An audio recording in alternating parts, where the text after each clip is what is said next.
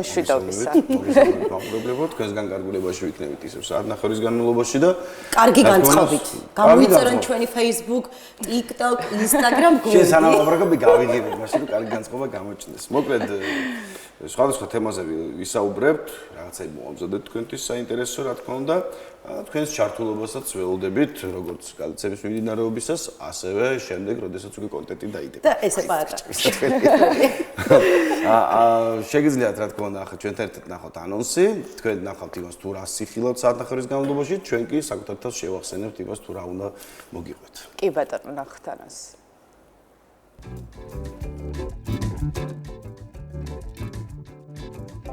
დღეს გადაცემაში ნახავთ პროექტები მაღალმთიან აჭარაში მოსწავლეების ჩართულობით. გადაცემის სტუმრებია მომავლის პალიტრას დამფუძნებელი და სოციალური პროგრამების ხელმძღვანელი თაკო ტუღუში და მოსწავლე მარიამ კობალაძე. ხელოვნების მუზეუმში 4 თებერვალს საერთაშორისო პლენერების ფარგლებში შესრულებული ნამუშევრების გამოფენა გაიხსნა. გადაცემის სტუმარია ხელოვნების მუზეუმის მთავარი კურატორი ლევან წულუკიძე. სახალისო მათემატიკა ბავშვებისთვის. გადაცემის სტუმარია მათემატიკის მასწავლებელი ლაშა შენგელია. დღეს ფეტუჩინი ალფრედოს დღეა. რუბრიკა აჯაბსანდალში სწორედ მისი მომზადების წესს ვიხილავთ. 1914 წლის 7 თებერვალს პირველად გამოჩნდა ეკრანზე პირველი ფილმი. მოვისმინოთ საინტერესო ისტორიები.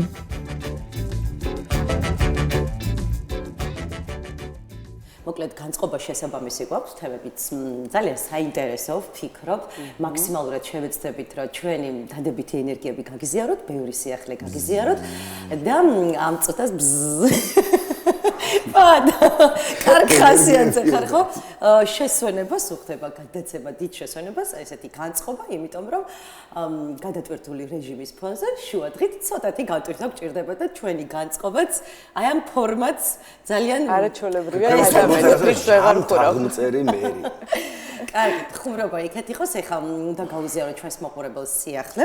ხელოვნების მუზეუმში 4 თებერვალს გაიხსნა საერთაშორისო პლენერების ფარგლებში შესრულებული ნამუშევრების გამოფენა და ამ თემასთან დაკავშირებით სტუმრად ყავს სტუდიაში ლევან წულუკიძე, ხელოვნების მუზეუმის მთავარი კურატორი.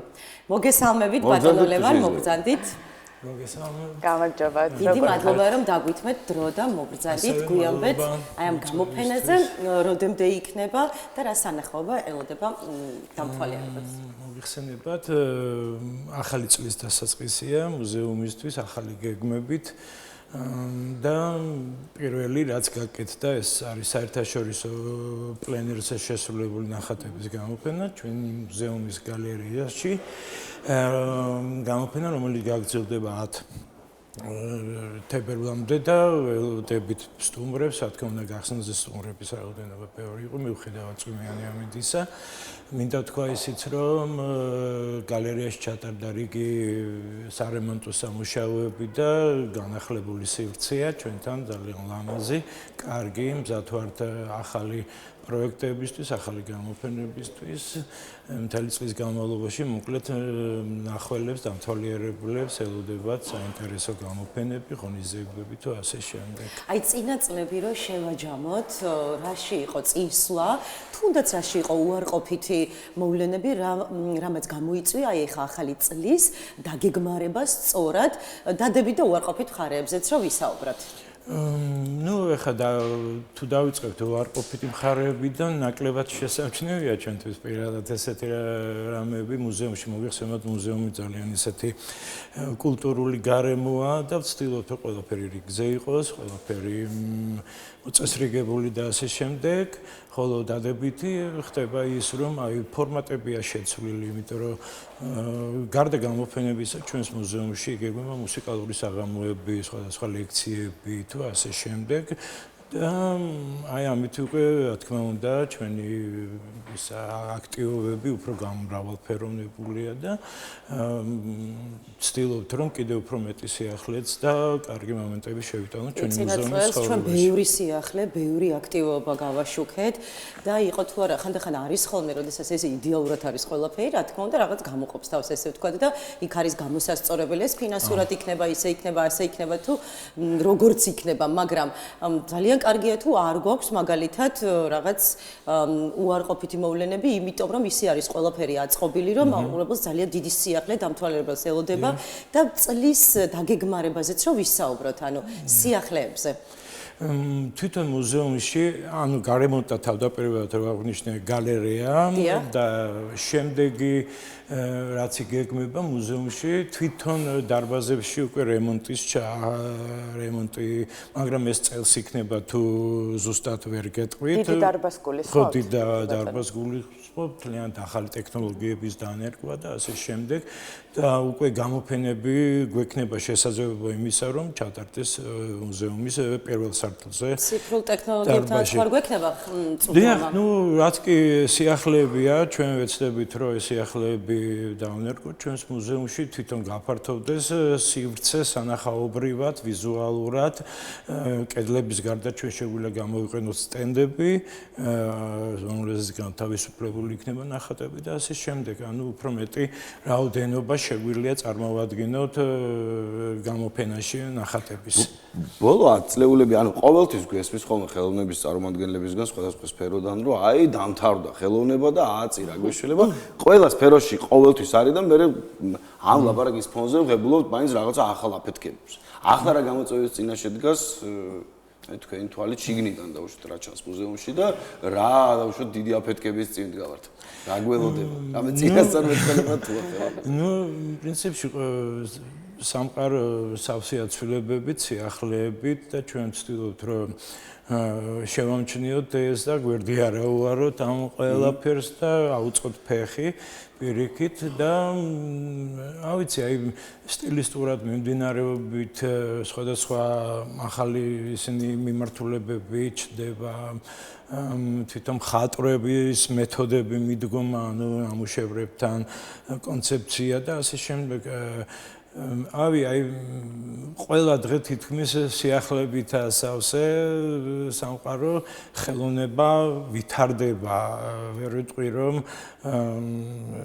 აი მე ისეთი სტაგნაცია ან ასე შემდეგ პირიქით უფრო კარგი დროა მე ვფიქრობ ხელოვნებისათვის დღეს იმიტომ ბევრი უფრო მასშტაბები გაიზარდა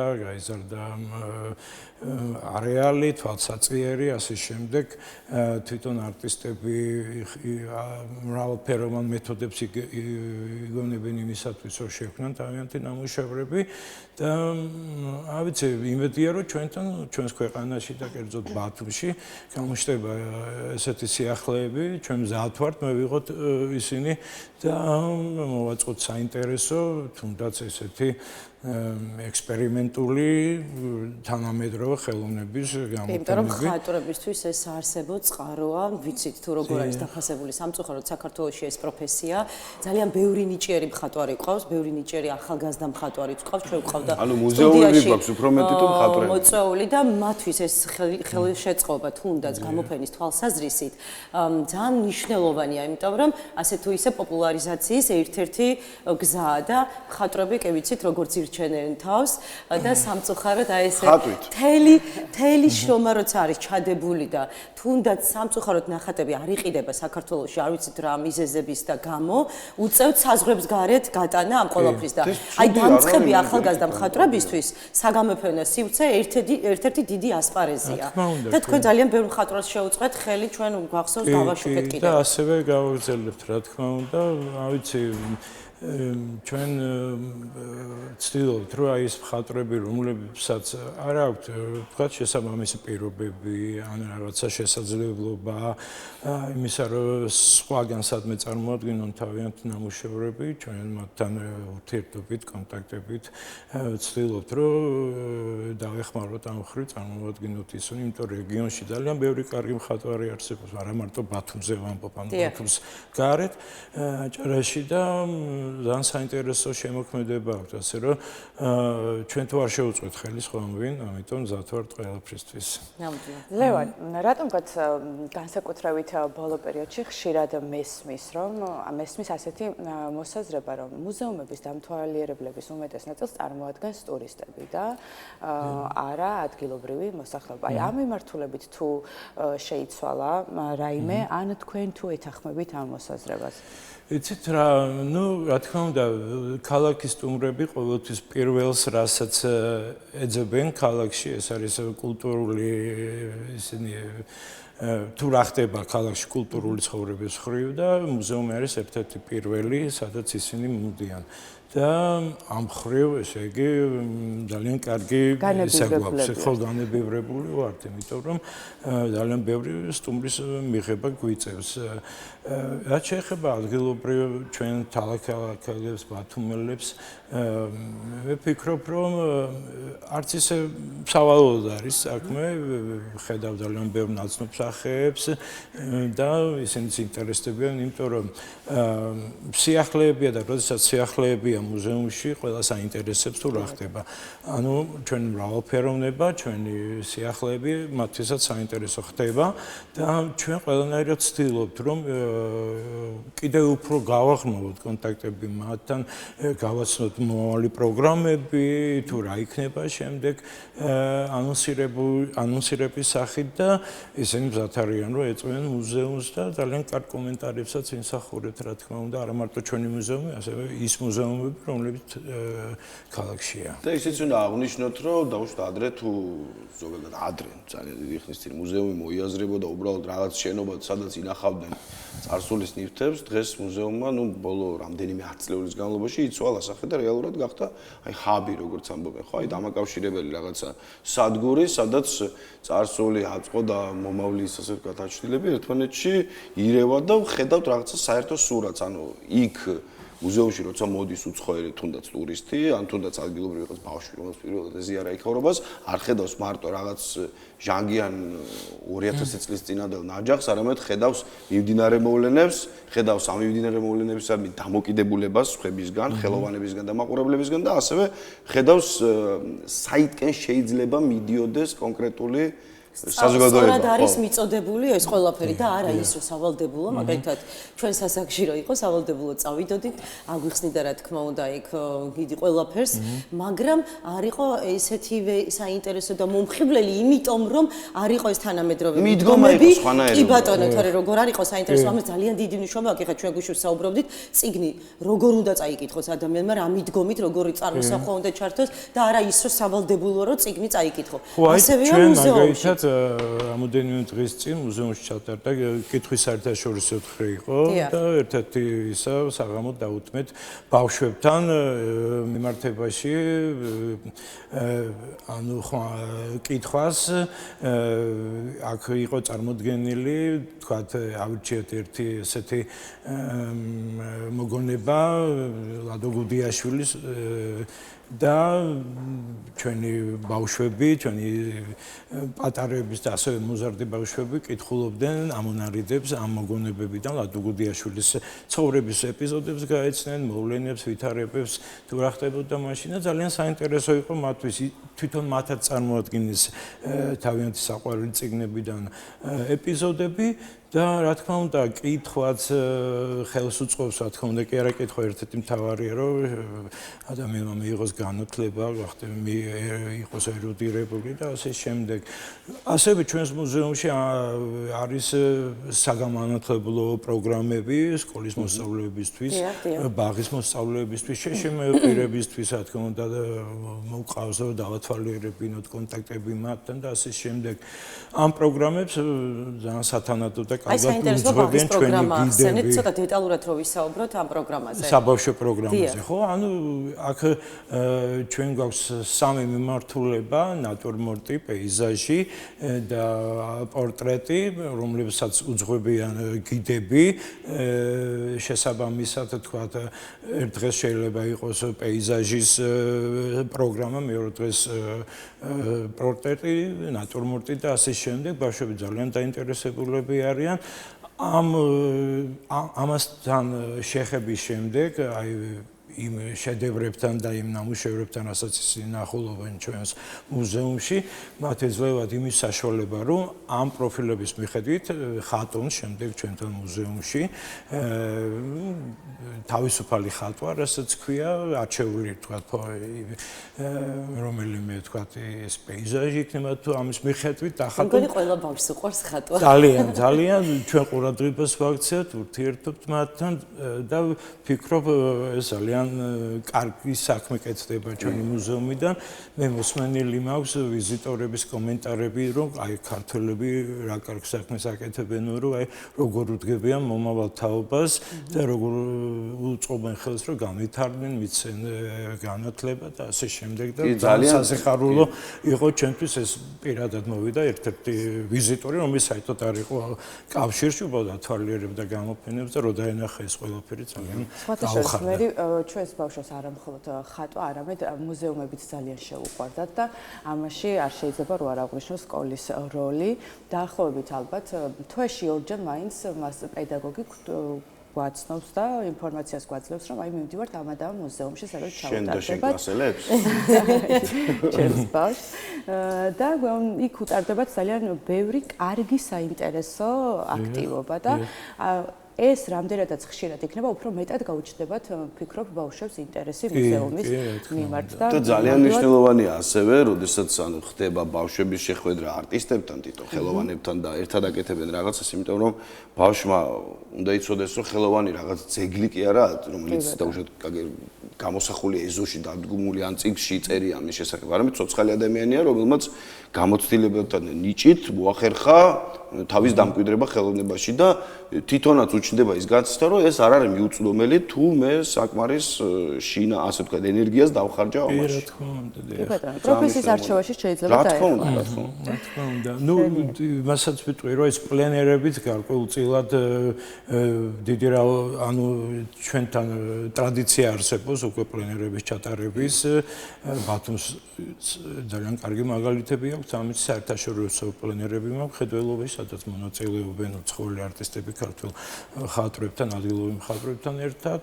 ნუ ერთ-ერთი ასეთი გამოფენა იყო აი რამდენიმე წლის წინ ჩატარებული პლენერის ჩვენი ფონდებიდან წარმოდგენა, რადგან ჩავთვალეთ საჭიროდ, რომ ეს ერთ-ერთი საუკეთესო იქნებოდა ჩვენი მუზეუმის კულტურული ცხოვრების წლის დასაწყისისათვის და ძალიან კარგი ნამუშევრები არიან წარმოდგენილი, საკმაოდ საინტერესო. ეს პლენერებიც აძლევს იმის საშუალებას ხელოვანებს იურთიერთობენ თმანეთთან, აჩვენონ თავიანთი მუშაობის სტილი, მეთოდები და ასე შემდეგ, გაცვალო ინფორმაცია, წარმოადგენონ თავიანთი ქვეყანა, ხო ამას ძალიან დიდი მნიშვნელობა აქვს. რა თქმა უნდა და აი ამ ხრივაც ჩვენც პლანერებით ვცდილობთ, რომ ესეთი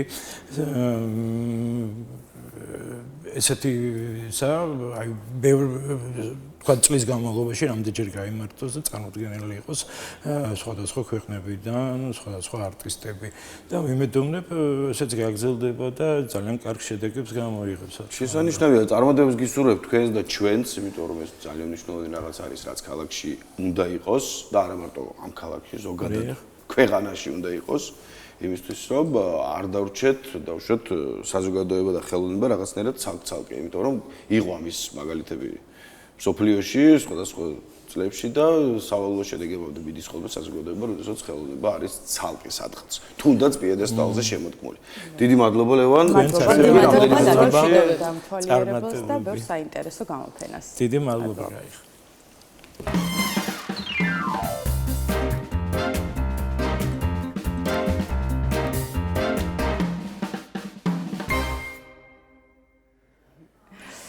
ესე იგი, მუზეუმებიდან ახლა უნდა გადმოვინაცვლოთ საგანმანათლებლო სივრცეში, პრინციპში იგივე. იქ გვერდიგვერდაა შენობები. კი ბატონო, ხო, იგივე თემით გვიწევს გაგრძელება, უნდა ვისაუბროთ მომავლის პალიტრაზე. რა პროექტია ეს და რას ითვალისწინებს? ეს არის პროექტი, რომელიც მოიცავს ქართული ლიტერატურის, ქართული ანიმაციური ფილმების, თეატრალური ვერსიების წარმოდგენას და ასევე სხვადასხვა საგანმანათლებლო ღონისძიებების გამართვას. პროექტის ძირითადი სამიზნე ჯგუფი არის ბათუმში მყოფი მოზარდები, თუმცა ამ პროექტს კიდევ ბევრი აქტივობა აქვს, რომელიც ცდება ქალაქს და რეგიონებშიც ძალიან აქტიურად ატარებენ მსგავს ღონისძიებებს. არ დავივიწყოთ ქართული ღონისძიებათა იმ ციკლს წარმოადგენს, რომელიც მოიცავს ქართველი მწერლების ლიტერატურული ნაწარმოების პოპულარიზაციას მოზარდებში. მომავლის პალიტრა 2023 წლიდან მოღვაწეობს და ძალიან კარგ საქმეს აკეთებს მოზარდებისთვის. ძალიან აქტიური წელი ჰქონდათ 2024 წელი, ან უნდა შევაჯამოთ ეს წელიც და გავიგოთ თუ რა სიახლეებით იწყებენ 2025 წელს. ამიტომ უნდა მოვიწიოთ ჩვენი სტუმარი თამარ ტუღუში, მომავლის პალიტრის დამფუძნებელი და სოციალური პროგრამების ხელმძღვანელი და მასთან ერთად პატარა მარიამ კობალაძე მოსწავლე. მოგესალმები მარიამ და მადლობა რომ დღეს ჩვენი სტუმარი ხარ. მარიამ უკვე ახლოს ჟურნალისტებთან. კი ბატონო. როგორ ხარ მარიამ? როგორ? კარგად, მადლობა კიდევ ერთხელ რომ გვესტუმრე. თამარ, არაჩვეულებრივ საქმეს ემსახურები და რა ვიცი, მადლობა ამისთვის. მოდი დავიწყოთ წინა წლის შეჯამებით.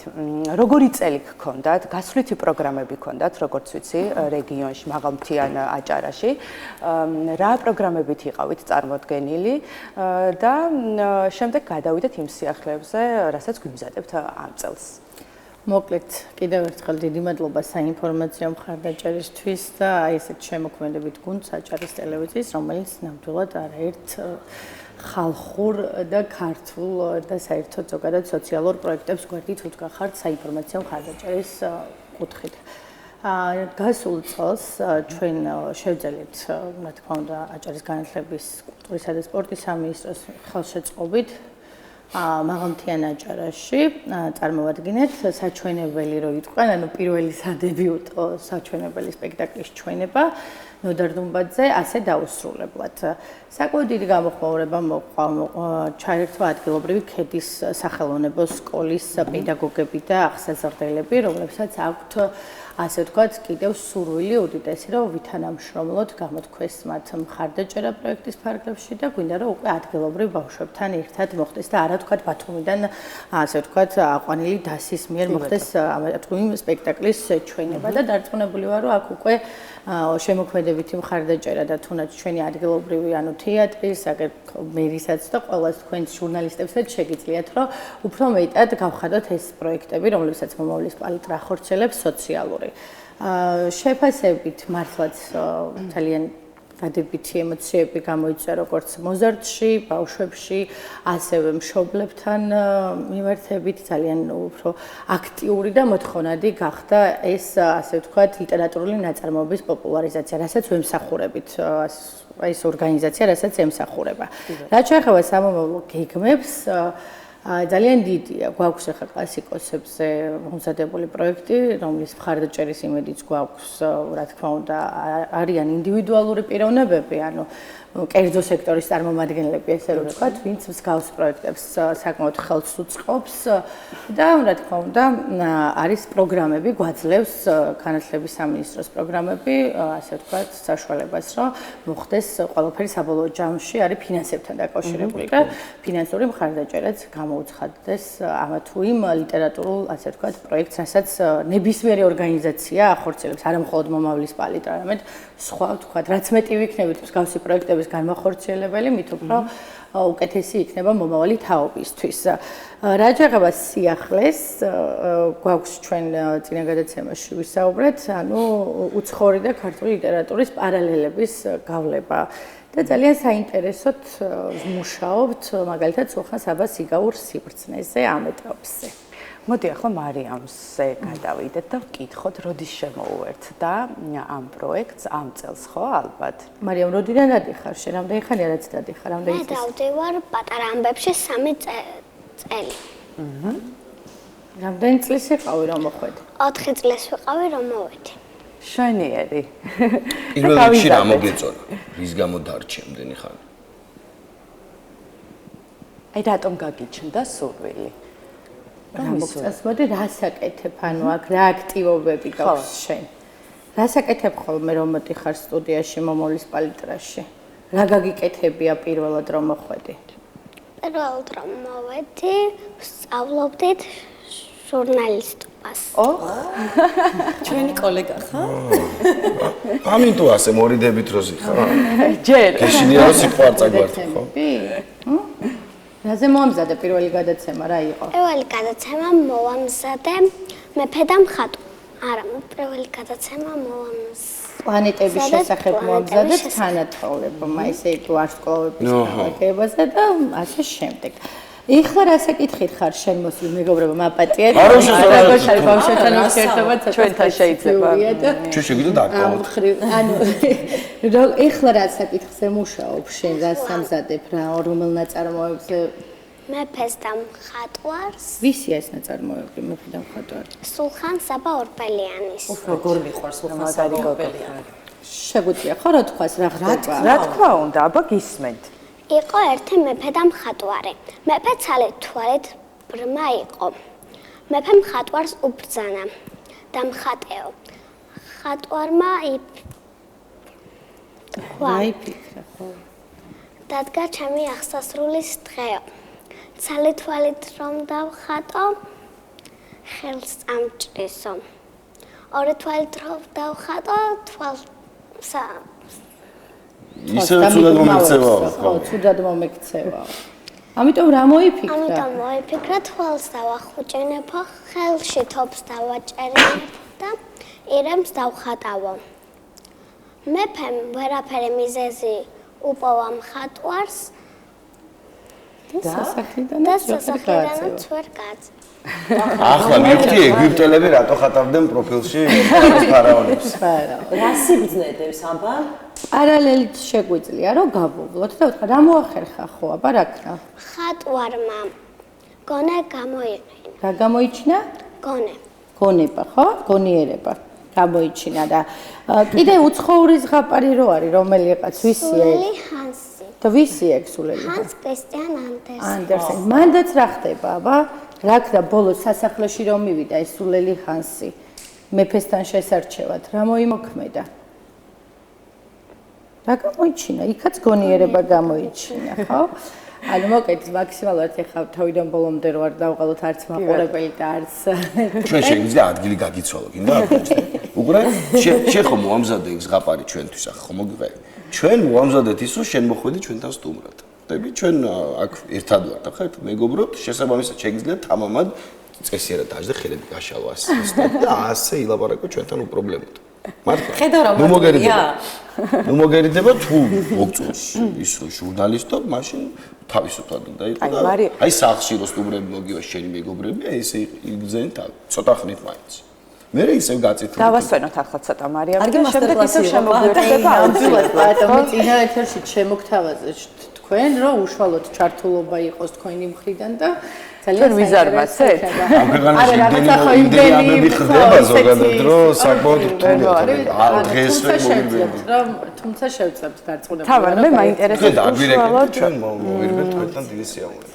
უშუალოდ როგორ ურთიერთობ ბავშვებთან რა მიმართულებით მიმდინარეობს თქვენი ურთიერთობა და თანამშრომლობა? კი, ესე იგი, მოკეთ როგორ გვაქვს ახლა თქვენ იცით რომ სოციალური ასე ვთქვათ ბენეფიციარები გვყავს, რაც ყველაზე მთავარია თითოეული ასე ვთქვათ ჩვენი არა მხოლოდ თანაქალაქელისთვის, არამედ რეგიონის მასშტაბით, აი მაგალითად ჯოჯოდან, ერგიდან დადიოდნენ მოზარდები, ოჯახებით, ანუ და-ძმა, ძმები მოდიან და ვახერხებთ აი იმ ბავშვების სწორედ აი ესე კომუნიკაბელურობას, ის პროგრამები, რაც აქვს მომავლის პალიტრას შემუშავებული, ეს არის საზოგადოებასთან ურთიერთობა, ანუ ქცევის კულტურა, დიალოგში შესვლის, აი ვთქვათ, აი ამ მიმართულებით, აი ეთიკის ნორმების მაქსიმალური დაცვით, აბსოლუტურად ვახერხებთ მოზარდებთან ურთიერთობას, რაც ყველაზე მთავარი ალბათ ჯერ ძალიან მნიშვნელოვანია იყო კარგი ფსიქოლოგი, ხო? გრძნობდე და განიცდე. ამ ყველაფერში კიდე ალბათ დედობა მეხმარება, რომ მოზარდებთან ურთიერთობაში, ასე ვთქვათ, ეს გამოცდილება როგორც სიყვარული. აი, მადლობა მართლაც საქმისადმი სიყვარული, იმიტომ რომ 2017 წლიდან ვურთიერთობ პატარებთან და თქვენ წარმოიდგინეთ, რომ აქ ეხლა მაგალითად შეგიძლია ნახო, გაათვალიერებოთ თან თვითონ უკვე ეს ბავშვები ზოგი სტუდენტია, ზოგი არის თქვათ, რომ უკვე თქვათ სკოლის აი ბოლო წლებს გადის და ძალიან ემოციურად, მათი ემოციები, მათი შეფასებებია თუ რაოდენ სათავგადასავლო, ასე თქვათ, ისტორიებს ქმნიან ისინი მომავლის პალიტრაში. დიპლომებსაც ღებულობენ როგორც კი, რა თქმა უნდა. და ეხლა შემდეგ ჩართულობაში დარწმუნებული ვარ, უკვე აუცილებლად დღის ეთერი უნდა ჩაერთოთ თქვენი, ასე თქვათ. ეს ენის გასატეხები თქვენ არ ვიცი, მაგრამ ჩვენაც გამოგვეყოლოდა. კი, აი ზუსტად, ხო, ეხლა პრინციპი რაც ვკითხეთ, რომ აი რა მიმართულებით მუშაობ, რა თქმა უნდა, აუცილებელია ეს თვითონ ინფორმაციული წაკითხვა, გადმოცემა, ამაშიც რა თქმა უნდა პროფესია მეხმარება და მაქსიმალურად აქტივობა 4 დღე დაახლოებით 4 შეხვედრა, როდესაც მოდის მოზარდი გვაქვს, აი გაცნობითი ხასიათის, ხო? მოგეხსენებათ, რომ შეიძლება შვილი დავყავს, ჩვენ ვფიქრობდეთ, რომ აი ყველაფერი შევძლებთ ხელშვილს, მაგრამ აი ისე არ არის, რა თქმა უნდა, საბოლოო ჯამში და ამიტომ რო არ დავღალოთ მოზარდი, ამისათვის გვაქვს რაღაც 4 ისეთი კარგი აქტივობა შეხვედრის, სადაც შემდეგ უფრო გვიადვილდება დანარჩენ პედაგოგებს და გუნდის წევრებს ბავშვთან მუშაობა. აი პრაქტიკებს უკაცრავად. როგორ ახერხებთ მაგალითად აი ჟურნალისტიკის გაკვეთილებსაც გავდიოდით, იყო თუ არა იქ რაღაცა პატარა კამერა, მიკროფონი, რომ ეს ყველაფერი მართლა ცალსახად კი არ წარმოედგინათ, არამედ პრაქტიკულად გაევლოთ. და ესე თამამად ეხლა რო ზის აქ, აი იმის დამსახურება. რა თქმა უნდა, ეს ყველაფერი არის ცოცხალი ორგანიზმი აბსოლუტურად. როდესაც გვაქვს თქვათ მასტერ-კლასი კამერასთან მუშაობის, არის ოპერატორი, არის ასე ვთქვათ თვითონ ტექსტი, პროდიუსერები ციციან თვითონ როგორ იქმნება გადაცემები და ასე შემდეგ. ანუ თქვათ წინასწარ ავაწვდით შესაბამის ლიტერატურას, თქვათ შესაბამის საინფორმაციო თქვათ გადაცემას, რომელიც მათ მიყავთ, აი არაჩვეულებრივი თაობა იყო პირველი თაობა, რომლებიც მათ ფოტომასალითაც ნახავთ, ალბათ ხედავთ ხო თქვენ როგორ არიან ბავშვები, აი როგორც რეპორტიორები ქუჩაში გადაღებების პროცესში როგორ არიან, თუნდაც სტუდიური ჩაწერების დრო როგორ მიმდინარეობს. ისე არის შანსი, რომ პირველი თაობის ბავშვები, რომლებიც უკვე უნივერსიტეტი ისა და მე დავშე მოგიბრუნდნენ უკვე როგორც მენტორები, როგორც არიან ეგრეთ თუნდაც დღეს მოგეხსენებათ პიარის და მარკეტინგის მიმართულება და დღეს თითქმის ყველა ოჯახში, ანუ ბიზნესი არის ესეთი ფაქტი, ოჯახს აქვს ბიზნესი და აი თქვათ, უნდა ამისი თვითონ როგორც აი თქვათ ბლოგერი გააპიაროს თავის მაშვილმა თვითონ იყოს თქვათ რაღაც სეილ მენეჯერი ბრჭყალებში ხო და წარმოაჩინოს ეს ყველაფერი და იყო ამასთან დაკავშირებით და მოგვიწია საკმაოდ საინტერესო ასე ვთქვათ მიმართულებით კიდევ დამატებით როგორც მენტორს რჩევების გაცემა და არის მაგ ხრივაც და სხვათა შორის ბოლო დროს ანუ რაღაც ოჯახურად იკვრება ეს ორგანიზაცია სიმართლე რომ გითხრათ არიან ადამიანები რომლებიც შვილებით შეიძლება ვთქვათ დადიოდნენ სტუდიაში და შემდეგ რაღაც საქმე ამასთან დამეკავშირდნენ სამშენებლო მიმართულებით კომპანია და მთხოვა რომ იქნება აი ეს დაგვეხმა რომ მეტყველების მიმართულებით ან მიგვასწავლო და ან რაღაც უფრო ქცევა ხელები კადრში გამოჩენა როგორ მოვიქცე რა გავაკეთე და ამ ხრივ მოკლედ ბავშვები არიან ძალიან დიდი გამზრდელი როგორც ჩემი ორგანიზაციის დამფუძნებლის და იდეის ავტორის და ასევე პიროვნულადაც მზრდიან ისინი ამ ასე ვთქვათ რუდუნებით და სიმართლით. ხო, აი მე მაინტერესებს გარდა იმისა, რომ არაჩვეულებრივ საქმეს ემსახურებთ და მოზარდებს ლიტერატურას აყვარებთ და აზიარებთ, აი როდესაც მომავლის პალიტრიდან წავლენ, რა მიაქვთ თან, რას წაიღებენ? აი სწორედ ის არის ერთადერთი უდიდესი ბედნიერება და ბედნიერი მომენტი, როდესაც მშობელი წერს, როცა შვილი რაღაც წარმატებას აღწევს და ეს შენი დამსახურებაა თაკო. აი შეიძლება აი დაახლოებით ის გოგონა არის 19 თუ 20 წლის ეხლა რა და ერთ-ერთ რაღაც ეთერში, სხვათა შორის აჭარის ტელევიზიის ეთერში იყო სტუმრად ის ბავშვი თქვენ როგორც იცით გაგვთ კიდეც ანუ რუბრიკების სახით რაღაც გადაცემები გაგვთ საბავშვო და აი მშობელი რომელიც წერს რომ თაკო მადლობა იმ ყველაფრისთვის რაც შენ შეწელია ეს არის ის დიდი ასე ვთქვათ მოსავალი რომელსაც მომავლის პალიტრა იმკის თითოეულ მოზარდში და მე მგონი ახლა ესეთი თაობა მოდის აი ამ გაჯეტებიდან გამომდინარე ინტერნეტ სივრციდან გამომდინარე, რომ ბუნებრივად უკვე კამერასთან ძალიან მარტივადაც მუშაობენ და რაღაც ხელის შემწყობი ფაქტორებიც არის გაადვილებული, იმიტომ რომ ჩვენს ბავშვობაში ეხა რა თქმა უნდა ძალიან ბევრი კომპლექსი გვქონდა, მაშინ არც კი არსებობდა აი ესე მობილური ტელეფონის საშუალებით რომ გადაგვეღო ვიდეო მასალა და რაღაც დოზით ამის ფუფუნებაა, რომ შეიძლება არ იყოს პროფესიონალური კამერა, დავდოთ მაგალითად მობილური ტელეფონი, გადავიღოთ პატარა მიკროფონიც გამოვიწეროთ და მაქსიმალური სივრცე აქვს ბავშვებს, რომ განვითარდნენ და თაობაც კი ისეთი მოდის ამის თქმა მინდა რომ გენიალური და ნუ ამით იბადებიან ნიჭით უკვე. კი, ხელის შეწყობა არის მთავარი, რა თქმა უნდა. ერთია მერი არის ზუსტად წეღანაც აღვნიშნე და უბრუნდები იმთომაც არის სწორი მიმართულება ჭირდება ამ ყველაფერს. მოგახსენებათ ჟურნალისტიკას კიდევ ცალკე, ასე ვთქვათ, მთელი ეთიკის ნორმები აქვს.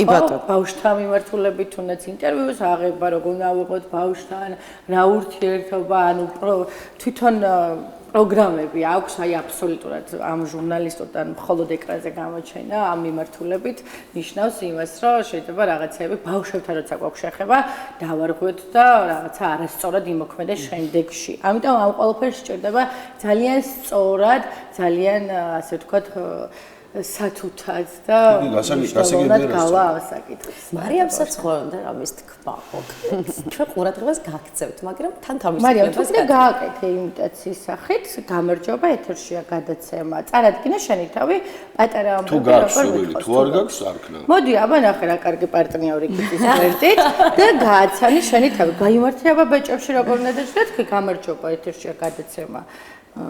დიდი შესვენება. დიდი შესვენება. ამ შემთხვევაში პატარა შესვენება. შევა. აბა დაიწყეთ. გამარჯობა ეთერშია პატარა შესვენება. მე მარიამ კობალაძე ვარ. მე მგონი ვანერვიულებ. ჩვენ კი სხვა დანარჩენი სამი. ძალიან დიდი მადლობა. თამარ, სანამ გაგუშო პატო, მაინტერესოს უკითხო, გარდა იმისა, რომ აჭარის ფარგლებში მოღვაწეობს ეს მომავლის პალიტრა, ანუ ხომ არ გაცდა უფრო დიდ მასშტაბებზე? ხო არ არის გასული? კი, სიმართლე რო გითხრათ, უკვე დავიწყეთ ამისთვის სადება, ასე ვთქვათ, მზაობა, მოვამზადეთ ეს პროცესები, რა თქმა უნდა, აი ეს საინფორმაციო მხარდაჭერა გეხმარება ცნობადობის ამაღლებაში, ხო? და შესაბამისად, უკვე თბილისის რეგიონში გვაქვს თბილისი მოგეხსენებათ ქალაქი, მე რეგიონალურად იმიტომ გულისხმობ, რომ ძალიან დიდი უბნებია და ამიტომ თბილისში გვაქვს ასე ვთქვათ ინტერესი არა უკვე საწყისი პირველი ნაბიჯები გადადგმული რომ მომავლის პალიტრამ შექმნას ასე ვთქვათ რაიმე კიდევ საბავშვო ლიტერატურული შემოქმედებითი ასე ვთქვათ პროექტები.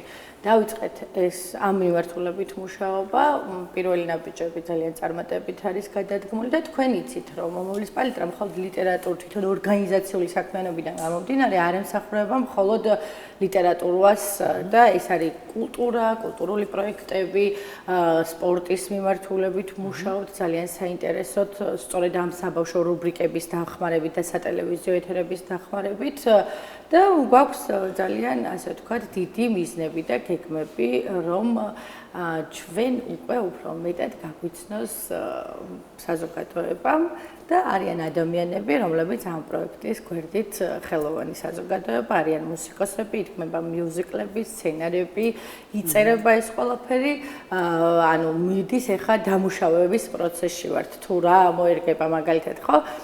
რო ავიღოთ ახლა თბილისის ქალაქს, რა მოერგება ბათუმ ქალაქს და ასე შემდეგ ქუთაისი იქნება თუ რაც იქნება და ალბათ ეს წელი იქნება კიდევ უფრო მეტად შემოქმედებით წვაში თითოეული ჩვენგანისთვის და კიდევ ერთხელ გთავაზობთ წინადადებას ბატონო პაეტასო ყველას რომ ანუ იქნებ როგორმე ეთერს მიღმა დამიკავშირდეთ და მოვიფიქროთ საინტერესო ერთობლივი ასე ვთქვათ შემოქმედებით.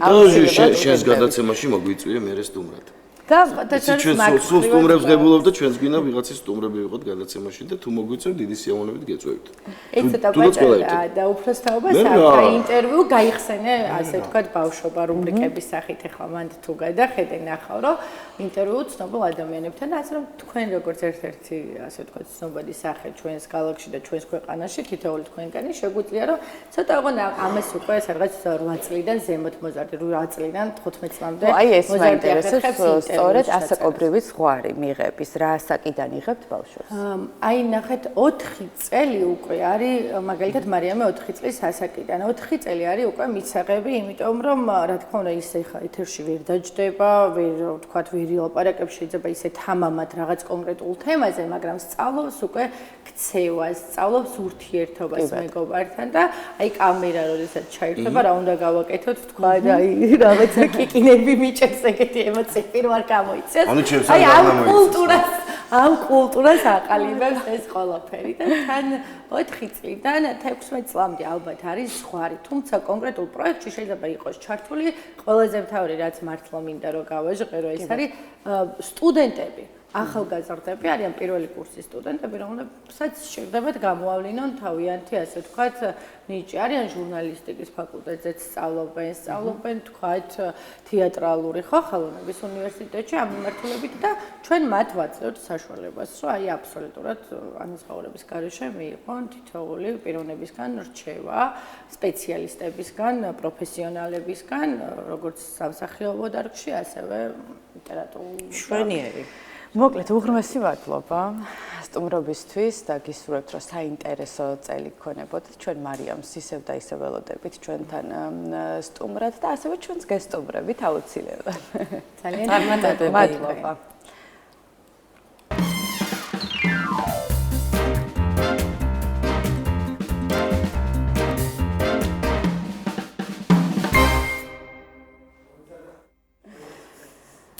ადვილი საქმე არ არის კაცო არც ერთი საქმე არაა ზოგადად ადვილი ყველაფერს წლიდან წლამდე ხვდები რომ დაუშვათ აი მეტამეტიში რომ ჩამედო რომ მეტი შედეგი ეგ ძალიან რთული ჭიდილია საკუთარ თავთან ხშირ შემთხვევაში უბრალოდ სათანადო ასე ვთქვათ შრომას არ დებთ ხოლმე რაღაცნაირად რაღაცის ხარჯზე მივიდეთ ხო მაგრამ მაგას ბოლოს ხვდებით ბოლოს ხვდებით როცა უკვე ჭყალებში გვიანია თუმცა გვიანი მეორე მხრივ არასდროს არ არის ვაპირებთ საუბარს ციფრებს ასე ვთქვათ შორის პირდაპირ მოჭრილად გადავედი მოგეხსენებათ კაცობრიობა ზოგადად რიცხვებს ციფრებს აღნიშნავ ასე ციფრი პრინციპში ის არასაც ხედა თუ დამსახურებას რიცხვებს რაღაც ფორმით ასე ვთქვათ გამოსახავდა ძირითადად ეს იყო ანბანის ასოები ანუ ყველა დამწერლობა სადაც დაუშვათ რაც შეგვხედრია ძირითადად მისი ასე ვთქვათ წარმომადგენელი ერები იყენებდნენ ამ ასოებს არ ფიქრობდნენ არ წვალობდნენ იმაზე რომ ცალკე რაღაცები გამოიგონებინათ ამისთვის და იყენებდნენ აი პირველიდან რაღაც ასომდე და ეს იყო რიცხვი და მე ამის აღნიშვნა და მოგეხსენებათ ახლა ვიცით არაბული ციფრებია, როგორცაც ვიზახეთ, სინამდვილეში არის ინდოეთიდან არაბეთში ჩააღწია, ამერიკიდან მოაღწია, მაგრამ კარგი დაარქვით არაბული, არავის არ ეწყინა. მერე ძალიან ბევრი საუკუნე დაჭირდა იმას მაგალითად რომ ნული გამოგვეგონებინა, ანუ არაფრის აღნიშნული ნიშანი გამოგვეგონებინა, იმიტომ რომ ამბანში არ იყო ეგეთი. ვიხედავთ რომ ამბანში იყო 100 ნიშნები. ეს გვალი მაინც აი არ უკავშირებდნენ და ერთადაც ვიღაცამ თქვა, არაფერსაც რაღაც სახელი უნდა დავარქვათ. და ასე გაჩნდა და მოკლედ დაიხვეწა ეს დღემდე მათემატიკა მოვიდა ისე რომ თითქოს და რაღაც ჩეულთა ხვედრი იყო და ამიტომაც მათემატიკოსების სახელები აი ყველაზე ასე ვთქვათ 5 კლასს დამთავრებულმაც რამდენი მათემატიკოსის სახელი იცის შეიძლება ამდენი ხელოვანი არ იცოდე რამდენიც მათემატიკოსი იმიტომ რომ მართლა თითზე ჩამოსათვლელები იყვნენ ხოლმე არა და მეორე მხრივ დღესაც და პრინციპში იყო ადამიანები წარსულშიც ვინც ამბობდა რომ ჯო არ არის ეს ასეთი ანუ ასე ვთქვათ ჰალსტუხში მოწერილი მეცნიერება ხო ეს სახალისო ამას შეიძლება გაერთო კიდეც ამით შეიძლება უბრალოდ კარგი პედაგოგი უნდა ყავდეს რომ შეგაყვაროს კი როგორც დაუშვათ თელი საბუნებისმეტყველება თელი ეს რაც ვიცით ცოდნა შეიძლება დავიყვანოთ ფილოსოფიამდე საიდანაც ყველაფერი წამოვიდა და მე დაიყო ასევე თელი სამყარო თელი მისი კანონები თელი მისი ფიზიკა ქიმიით საბოლოო ჯამში დაყავს მათემატიკამდე და საყვარელი ციფრი მაინტერესებს შენი პატარა რა საყვარელი ციფრი არ გაგეს ეს გამორჩეული ციფრი? უცბად არ დაფიქსე. სოფო 21. ვახ, მე 7. 7-იანი მიყვარს. 30 გავყოთ შიზარი 3. ჩემი იქნება 3.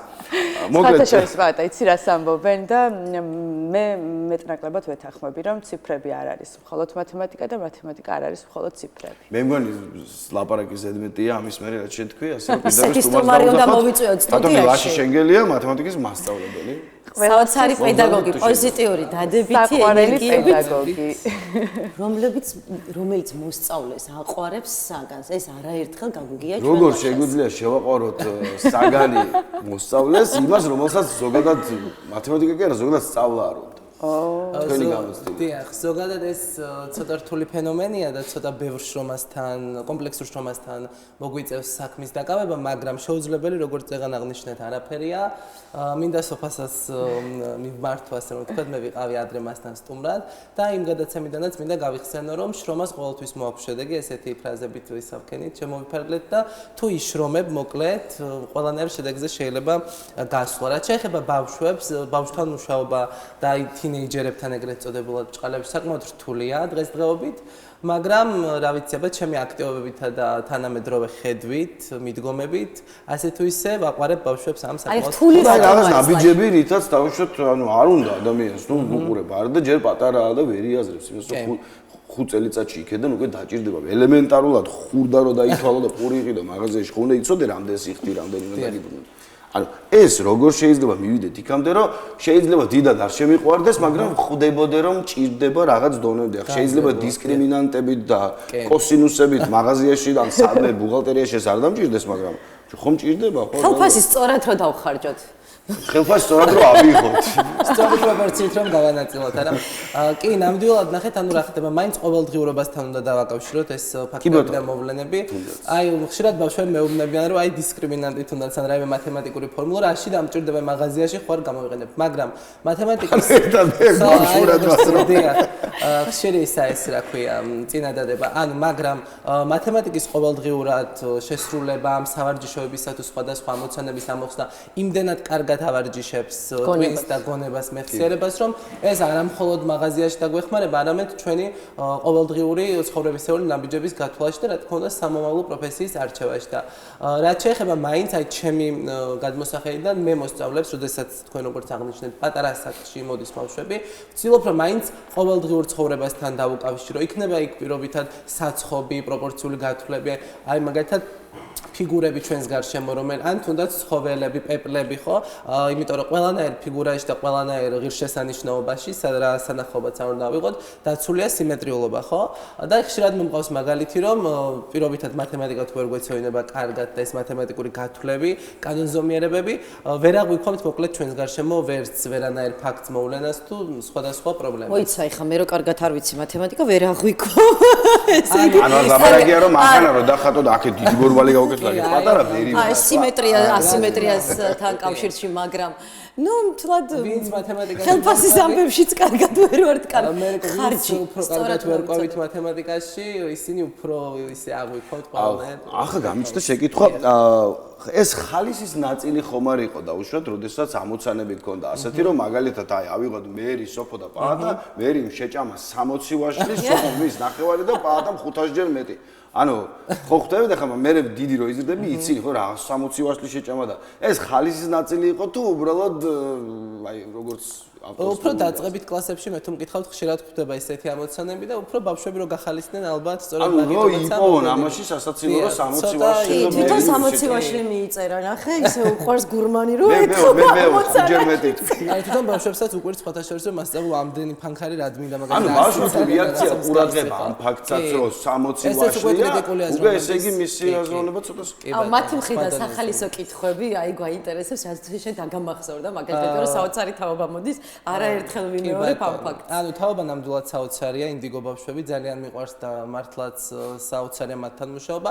სასაცილო და კომიკური სიტუაციები და შემთხვევები სულ გვაქვს საგაკვეთილო პროცესზე, მაგრამ ყველაზე მეტად მაინც მინდა ეს გამოვყო, რომ აი მაღაზიაში ხომ ვერ გამოვიყენებ ამ ფორმულას, რაში დაგვიჭირდება მასწავლებლო ეს ფორმულა, სულ ამას მეკითხები. ან რაიმე თემას ავხსნით, ხო, პირობითად არა მნიშვნელობა და მე მაინც ვაჯამებ და ესე დასკვნის სახით ვეუბნები, რომ აი ეს არ მომყავს არგუმენტად, რომ პირობითად 21 საუკუნეში ყველაზე მაღალანაზღაურებადი და კონკურენტუნარიანი საგნებში მათ სჭირდებათ მათემატიკა. იქნება ის IT მენეჯმენტი, პირობითად ბუღალტერია, ბიზნეს მენეჯმენტი თუ სხვა.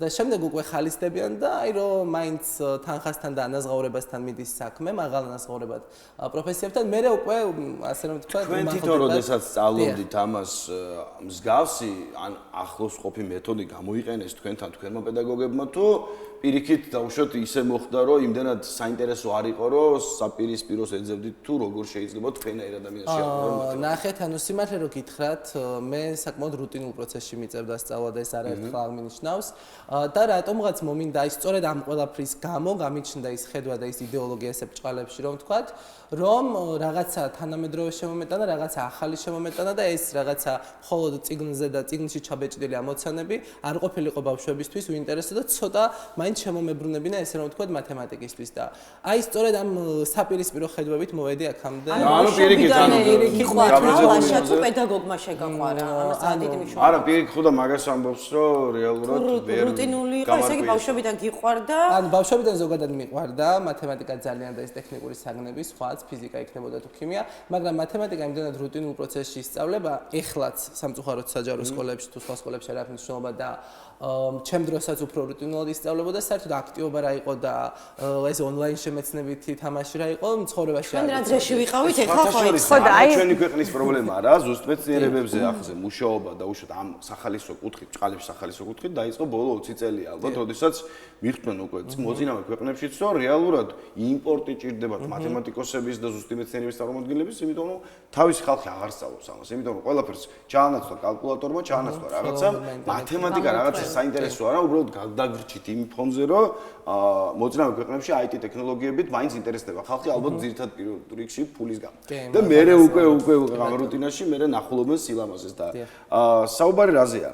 ადრე მაგალითად ხო, იგივე მათემატიკას როდესაც სწავლობდი, ამის მიზნის გარდა თვითონ აი ძალიან დამღლელი იყო, აი ვერ ხდებოდი აი ეს ასე და დღეს მაგალითად აი ყველა მიცით ალბათ ვინც უყურებთ ახლა ტელევიზია ზორს და ზოგადად თუნდაც გაჯეტს იყენებთ, აი არსებობს ეს ფიზიკოსი ნილ დეგრასი ტაისონი, რომელიც ისე ფიზიკოსია სხვათაშორის ისე სახალისოდ ხსნის მათემატიკას პერიოდულად, რომ აი ყველაზე ასე ვთქვათ უღრანი ასე ვთქვათ მათემატიკური ტყიდან გამოსულ ადამიანსაც რაღაც საუბრობს, მაგრამ ვერასდროს ვერ ხვდებოდი, აი სულ მავიწყდებოდა ხო, აი თუნდაც ის კათეტების პითაგორასი არა.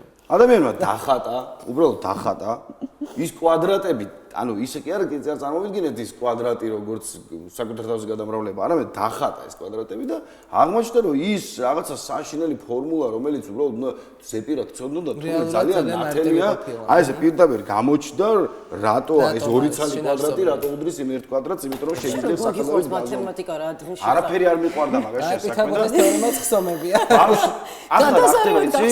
იმდენად ცუდად სწავლობდი ამ მათემატიკას და უშუალოდ ვერ ხვდებოდი რატო და მე აღმოჩნდა რომ დაჭირდა მაგალითად ჩემ და სამ ჩემ ბავშვს თურმე ვერ ყვევი მათემატიკაში და ანუ თურმე ამიხვდი, ანუ გონია რომ ვაიმე დედა დამთავრდა ამას და მე ხსნიდა თუ ძალიან გასაგებია ყველა. შეიძლება მე-6 კლასამდე ყვევი და იმის იქით ახარ იცი. არა მეტიც. მეტიც. თურმე. ანუ გონებაში დაიდე. აი მაგლა კვალიფიკაციის კლასებში. ძელი შეკითხები ცოტა ის დამღლელია, მაგრამ რატომ მინდა აქამდე მოსვლა? ის ვილაპარაკეთ რომ დაუშვათ როგორ შევაყაროთ და რაღაცა, მაგრამ არსებობს სხვადასხვა მოსწრებადობის აკადემიური დონის მოსწავლე. აი მე მაგალითად დაუშვათ ვერ ხვდები, აგე ჩემი მერცე მჯდომი გვერდზე ადვილად ხვდება. როგორ შეიძლება პედაგოგმა რომელსაც 20 მოსწავლე ყავს ერთდროულად გაკვეთილზე, ისე მოგვაქციოს ორივეს ყურადღება, რომ არცას ჩამორჩეს დაუშვათ და არც მე. ძალიან კარგი შეკითხვაა და მინდა გავცე ესეთი პასუხი. ანუ 21 საუკუნეში დიფერენცირებული სწავლება საკმაოდ აქტუალურია და მეც რა თქმა უნდა ხშირად ვიყენებ მას. კეთანხმებით მე შევდივარ ანუ 20-22 მოსწავლიან კლასში, სადაც პირობითად 8 სწავლობს ძალიან კარგად, რაღაცა 9 სწავლობს საშუალო დონეზე და 9 სჭირდება ძალიან სერიოზული დახმარება. ამ დროს მე წინა ღამით ასე რომ ვთქვათ, ანუ ვაკეთებ გაკვეთილის გეგმას და მე წინასწარ ვიცი იმ 8 შესაძლებლობა ესე რომ ვთქვათ, იმ საშუალო დონისა და იმ დაბალი დონისა. და შესაბამისად ვბეჭდავ ტესტი იქნება იქნება თუ ამოცანების ერთობლიობა იქნება და მაგის მიხედვით ვუნაწილებ ბავშვებს. ანუ ინდივიდუალურად ვუნაწილებ. დიახ, აი ჯგუფში სამუშაოს უფრო მეტწილად ვიყენებთ და რაც შეეხება მასწავლებლებს, რომლებსაც აქვთ ძალიან ბევრი საათი და 6-7 კლასი ყავს და თან 30 და 35 ბავშვთან უწევს თითოეულ კლასში შესვლა. საკმაოდ რთულია ამ მეთოდიკის და მიდგომის გამოყენება და ანუ 1-3-4 მოსწავლე მოკლედ წინ სხედან, დანარჩენები კი ვერ ხვდებიან ასე რომ ვთქვა. ანუ დღემდე ფავორიტები ხო, ვინც კარგად სწავლობს თქვენ ჩემთან მოდი და თქვენ ვინც არიცით იქ ჩუმად იჯეკით. სამწუხაროდ ეს საკმაოდ აქტუალური პრობლემაა და გამოსავალი ძალიან რთული მოსაძებნია და აი მე ჩემ შემთხვევაში ამ გზას ვიყენებ და ანუ ყველა თავისთვის მუშაობს ესე რომ ვთქვა, ვინც კარგად ხვდება იმ რთულ მაგალითს, ანუ თავისით აკეთებს და რა თქმა უნდა მე დავდივარ კლასში. თქვენი დაკვირვებით რამდენი თვე სჭირდება დაუშვათ ამ სხვაობის, ასე ვთქვათ, განეიტრალებას? ნახეთ ანუ ვისაც მე უკვე ყველა ასე თუ ისე თანაბრად გააჩნია სიტუაციას. მე თუ მკითხავთ, თავარი არის საფუძველი. პირველიდან მეოთხე კლასის ჩათვლით და ის დაწყებითი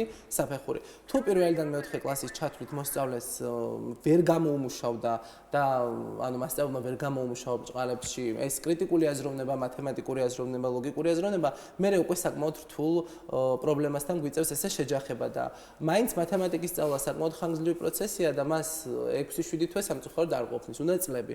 2-3 წელი მაინც უნდა რომ უკვე პროგრესი გაიცადოს როგორც მოსწავლემ, მშობელმაც და მასწავლებელმაც. ანუ მე გულისხმობდი ერთი და იგივე პროგრამის შესწავლის პროცესში აი სხვადასხვაობა ხო და ჩვენ შორის მე ცოტა დაბლავ და აი როდესაც აძლევთ ამ განსხვავებულ დავალებებს, მე ნელ-ნელა ხო ეს დავალებები ერთნაირი ხდება და აი რამდენი დრო სჭირდება იმ კონკრეტული ხერა პრობლემასთან გვიწევს კიდე გამკლავება. ანუ ჩვენ როგორც ვიცით, სასწავლო გეგმა არის საკმაოდ დიდი და გვიწევს სასწავლო პროგრამასთან გამკლავება და სიმართლე რომ გითხრათ, მაინც ყველაფერი არის ბავშვზე დამოკიდებული. და ახალისებაზე მასწავლებელს აი ვიდეოში ვხედავთ ახლა ჩვენ ტკბილეულს აწვდი, იქ ყოჩა, რაღაც პატარა სტიკერებია. აი ეს შენ მოიფიქრე ხო ტკბილეული. პროგრამა როცა მიდის და ანუ პროგრამა არის რაღაცა ხო დაუშვათ, არის 20 რაღაც რაც უნდა ვისწავლოთ ამ წელიწადში. დაუშვათ ხო? ხედავთ რომ კლასი ვერ ასწრებს ფაქტობრივად ნახევარს.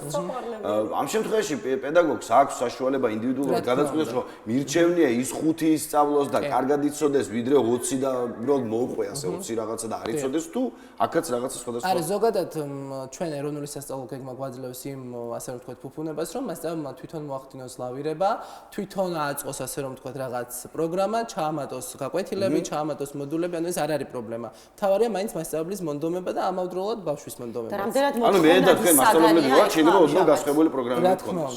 აი მაგალითად პატამ აღნიშნა რომ დეფიციტია და აი ჩვენთან საქართველოში რამდენად მოთხოვნადი საგანია და რამდენად ყავს პროფესიონალი. თვითონ მათემატიკა, ანუ მათემატიკა ასე რომ ვთქვათ, ახალგაზრდების დაინტერესება. ზოგადად ტექნიკური საგნები არის საკმაოდ ისეთი როგორ ვთქვათ, ანუ არიძებნება მაღალ პროფესიონალური კადრები და საკმაოდ ჭირს. ეხლა მეც, როდესაც უნივერსიტეტში ვსწავლობდი, ჩემ ფაკულტეტზე პირობითად იწყებდა 20-25 სტუდენტი და საბოლოოდ ფინიშის ხაზს აღწევდა 4-5, ანუ წარმატებით ამთავრებდა უნივერსიტეტს.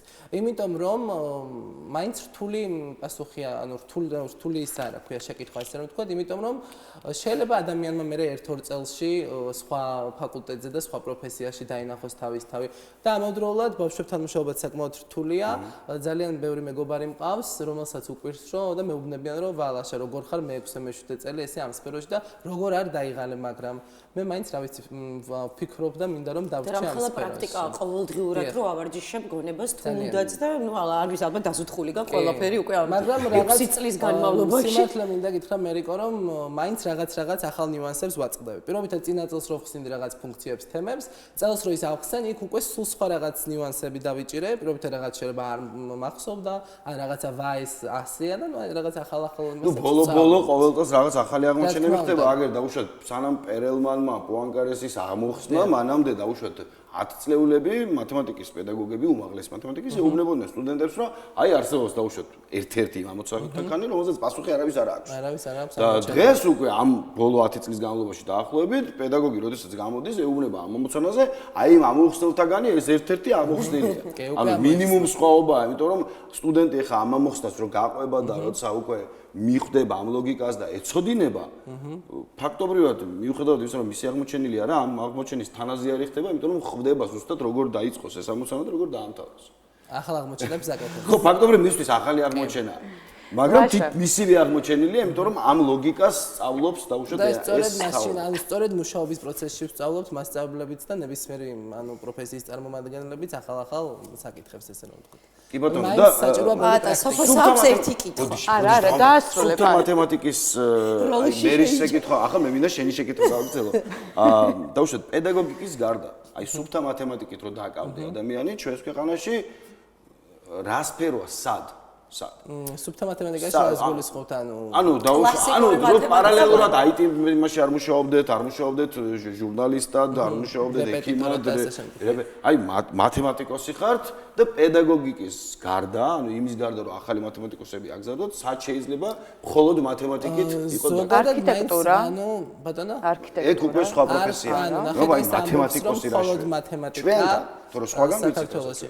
ანუ სიმართლე რო გითხრათ, მაინც ეს პედაგოგიურ საქმიანობად ითვლება და მათემატიკა, ბუნება, ბიოლოგია, ანუ ამ ყველაფერს ვინც ამთავრებს 4-ით ანუ ბაკალავრიატს, ყველა მიდის მაინც პედაგოგიურ სფეროში, ანუ სხვა ესე რომ პირობითად დაჯდეს სახლში და აი მათემატიკოსი გერქვას და სხვა სამსახურში მუშაობდე, ჩემთვის არ ვიცი, ანუ უცნობი. ამას გამოწვევებზე რომ მუშაობ, აი დაუშვათ რომ გამოწვევებზე თუ მუშაობ, ვიცნობ რამდენიმე მსგავს მათგანს, მაშინ ანუ ისინი ჩაფლულნი არიან, ასე რომ ვთქვათ, დღე და ღამე ამტკიცებენ თეორემებს, დღე და ღამე ახალ რაღაცეებზე მუშაობენ და საერთოდ დრო არ რჩებათ საკუთარი თავი. ჩვენთანაც არსებობს ეგეთი კი, რამდენიმე ადამიანები არიან, რომლებიც უარს ამბობენ იმ რეპეტიტორობაზეც, იმ პედაგოგიურ საქმიანობაზეც და მხოლოდ უთმობენ დროს მათემატიკას. რა საინტერესოა მომწონთ ეს ადამიანები ეთერში. იმიტომ რომ მიუხედავად იმისა, რომ თითქოს და მათემატიკა ეხა ისევ და უბრუნდეთ თავ დასაწყის რომ ნუ ხო ერთო ჩემო ხო წავალაგერი რაღაცა გავხდები ჟურნალისტი და გამოჩნდები ეკრანზე ხო მათემატიკოსი რა ჩავიკეტო და სახლში და რაღაცები ვწერო მაგრამ საზოგადოებას ეს ხო ჭირდება იმიტომ რომ იგივე ჟურნალისტიკა იგივე კამერა მათემატიკაზე ყველაფერი მათემატიკაა ეს ფორმები ზომები რაღაცები ჩასაცმელი რა ვიცი მაკიაჟი ნებისმიერი რამე მათემატიკა ხო და ვაფასებთ ამას თუ ერთეული ადამიანები და ახმედა თქვენ საქართველოში სიმართლე რო გითხრათ და ჩვენს ქვეყანაში ცოტა მაინც ყველაფერი არის მოხერხებულობაზე და გამოყენებაზე. ეხლა ჩემს შემთხვევაში მაგალითად არის ეს სიტუაცია რომ პირობითად სხვამ შეიძლება ჩემზე უკეთ იცოდეს ეს საგანი და უფრო რაღაც მაღალ უნარებს ფლობდეს ესე რომ ვთქვათ, მაგრამ მე პირობითად მენეჯმენტში და რაღაც PR-ში უფრო კარგი ვიყო და ჩემი თავი უფრო კარგად წარმოვაჩინო და უფრო მეტი რეალიზება გამოიწვია. მაინც ყველაფერი პრაქტიკულია და მოხერხებულობაზეა. მადლობა სუპერ მომითმინე. მადლობა ბატა. მოკლედ, ლაშა ჩვენ საუბრობდით და არაერთხელ გვისაუბრია იმ მიდგომებზე, რომელიც დიდი ინტერესს უჩენს ბავშვს ამ საგნის მიმართ და დღესაც ვისაუბრეთ, რომ ერთ-ერთი გზა, რომლითაც შეიძლება რომ ბავშვი ინტერესი გაუჩნდეს მათემატიკის მიმართ, ეს არის თანამედროვე მიდგომები. აი, კონკრეტულად მაინტერესებს რას გულისხმობ თანამედროვე მიდგომებში და აი, რაღაცა 1-2 მაგალითი რომ მოგვიყვანოთ, რომ მე ვიცი რომ შენ არა მხოლოდ კლასებში, არამედ ინდივიდუალურადაც ასწავლი ბავშვებს. ცალკეულ წრეს კი ბატონო. ანუ რაც შეეხება თანამედროვე მიდგომაში, ეს არის პირობითად აი მაგალითად დავამუშავეთ რაღაც გარკვეული თემა, შემდეგ შეგვაქვს ონლაინ შემეცნებითი აქტივობა, იქნება ეს კაჰუტი პირობითად, იქ 1000-ნაირი საიტები, 1000-ნაირი learning apps-ი, 1000-ნაირი რესურსია, რომელიც შეიძლება ძალიან მარტივი და სახსოვმებელი გახდეს ბავშვებისთვის და ის პირობითად პითაგორას თეორემა იქნება თუ რაიმე სხვა ფორმულა, კი არ დავაზუთხინოთ მოსწავლეს, არამედ სიმულაცია შევქმნათ, ინტერნეტში ჩავწეროთ და მოვიძიოთ რესურსები და როგორც თქვენ აღნიშნეთ, დღესდღეობით 21 საუკუნეში გაჯეტები ძალიან მოსწონთ ბავშვებს, თან გაჯეტებზეც ითამაშებენ და თან ამავდროულად მათემატიკასაც. ეს კახუთის პროგრამა ძალიან საინტერესოა. თამაშითაც ასწავლი ხო ბავშვებს? აი, ხო, რაღაცა ერთი თამაში რომ მაინც ინტერესი გავაჩინოთ ბავშვებს. მე მქონდა მოტანილი ადრე როდესაც ვიყავი გადაცემაში, მერიკომაც ითამაშა სხვათა შორის, ეს იყო მათემატიკური ისე რა ქვია, რა ერქვა იცით, აი მათემატიკური ბუშტები. გამიმარჯვე, გამიკვირდა იქ რაღაცა სწორად გავიცი.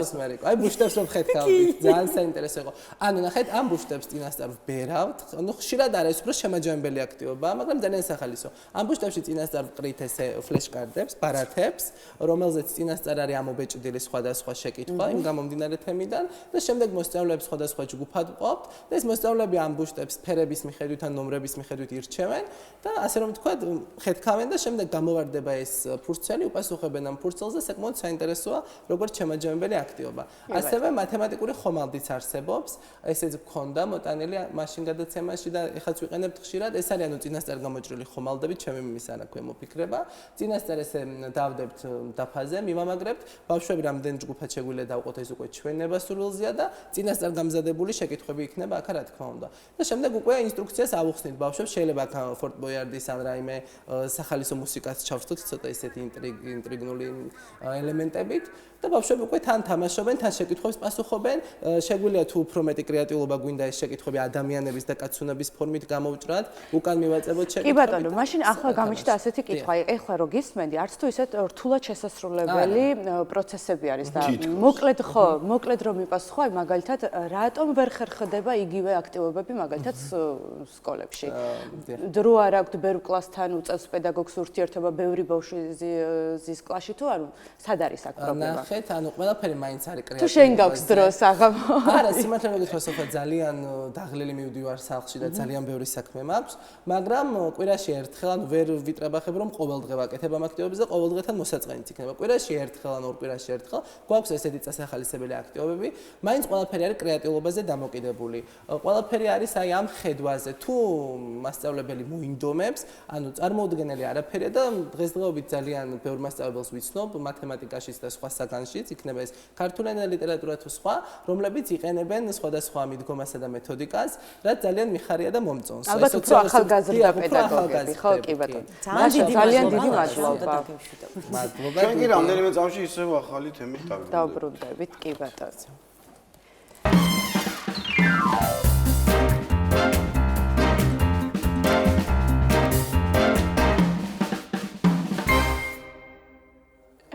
მათემატიკა რომ გიყვარს მივხვდით, მაგრამ გურმანიც რო ხარ, ეგეც ვიცით. არეულობაში ვქვენით ახლა ჩვენ, რომელიც ძალიან კარგად უხდება, ამ არეულობას უხდება სათაური ჩვენი რუბრიკის, ხო? კი ბატონო, თან ნახეთ თუ დააკვირდით, ყველაზე ხშირად ამ რუბრიკის დროს ისმის ხოლმე კითხვა, რამდენად ბიუჯეტურია სახლის პირობები. მათემატიკასთან პირდაპირ კავშირშია აჯაბსა. რა თქმა უნდა, ხომ და გადავთვალოთ მაგალითად ერთი კერძის მომზადებაში რა თანხა დაგჭირდება. 5 ლარი, გააჩნია სად ვყიდულობთ.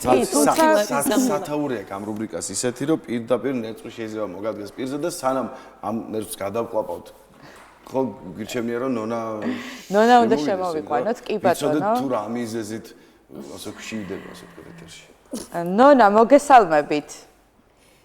ნონა, შუადღებში მოგესალმებით, მივესალმებით დიდი შესვენების ერთგულ მაყურებელს.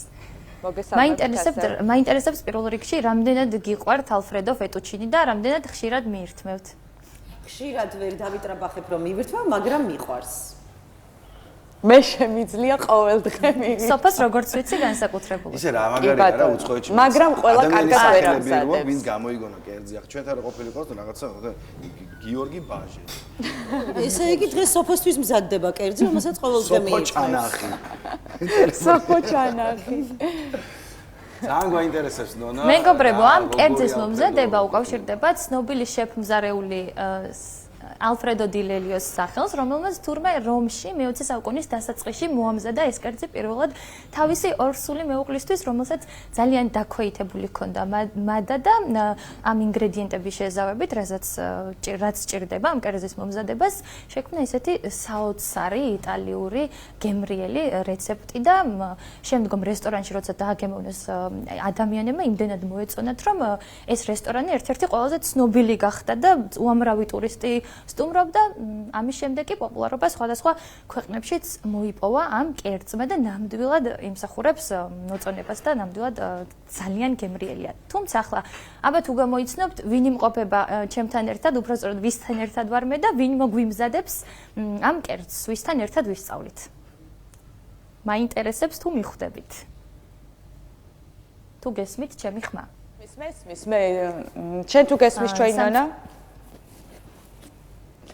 კი, მისმის, აბა, გისმის. კი, ვარაუდობ, რომ ალბათ ჩვენი ერთგული სტუმარი გიორგი უნდა იყოს, არა? თანასტუმარ ძალიან კარგი ინტუიცია გაქვს, მინდა გითხრა. რა თქმა უნდა. მოდი, აბა, შემოვიყვანოთ ჩვენი ერთგული სტუმარი ლინდას რუბრიკის. გიორგი უკვე ეთერში ვართ. გამარჯობა, მოგესალმებით. ალფრედო ბარანიძე. სანამ ცნობილი შეფების სახელები გაჟღერდა, მანამდე გამოვჩნდი რომ რაღაც ისეთი არ ყოფილიყო. წამყვანები ამბობენ რომ ალფრედო ბარამიძე. მომწონს. კი, გიორგი. მოდი, ნელ-ნელა დავიწყოთ ამ კერძის მომზადება და თან ავუხსნათ მაყურებელს როგორი წესით ვამზადებთ. კი ბატონო, დავიწყოთ. დავამდინარე დროის ფაქტორიდან ჩვენ უკვე მომზადებული გვაქვს პასტა ალდენტეზე და გვაპატიეთ ამისთვის. ჩვენ ნელ-ნელა დავიწყებთ უკვე ჩვენი ქურის და ბოდიში კიდევ ერთხელ ხმისთვის, იმიტომ რომ ცოტა ამ კერძის მოსამზადებლად გჭირდება აი ეს ქურა მეგობრებო და ბოდიში ცოტა ხმა თუ შეგაწუხებთ, მაგრამ გაიწყო. ვიზუალით დატკბით. კი, აი ნახეთ როგორი საინტერესო ინგრედიენტებია. კი, დავიწყებთ ჩამოთვლას, აუცილებლად გჭირდება დასაწყისისთვის კარაქი და ბევრი კარაქი, რაც მე ძალიან მიხარია და ძალიან მიყვარს. როცა კი შეხურდება ჩვენი ტაფა, გადავიტანთ კარაქს, დაგჭირდება ასევე ნაღები, მაღალპროცენტიანი ნაღები, სასურველია. დაგჭირდება ყველი პარმეზანი, ცოტა უხრახუში, ნიორი, წიწაკა და მარილი გემოვნებით და მთავარი ინგრედიენტი ალდენტეზე მომზადებული პასტა. ესე იგი, ყველაფერი ძალიან მარტივადაა. ცოტა ბეკონს თუ დავუმატებთ, გადავდივართ უკვე კარბონარასკენ, რაც ბათუმში ბევრად გაყიდვადი და მოთხოვნადია. ჩვენ ახლა კლასიკური წესით ვამზადებთ, როგორ ცდილობთ.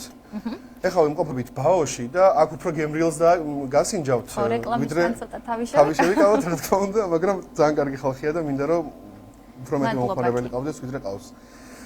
ჩვენი ამბავი უკვე მზადდება, მე გადავიტან. ხურდება, კარგად უნდა გავახუროთ, ხო? კი, ისე რომ კარაქი, ესე იგი კალორიებით სავსე კერძია, წინა კერძისგან განსხვავებით ყოველთვის ჯანსაღ საკვებს ვერ მივირთმევთ. დღეს ჩემი დღეა.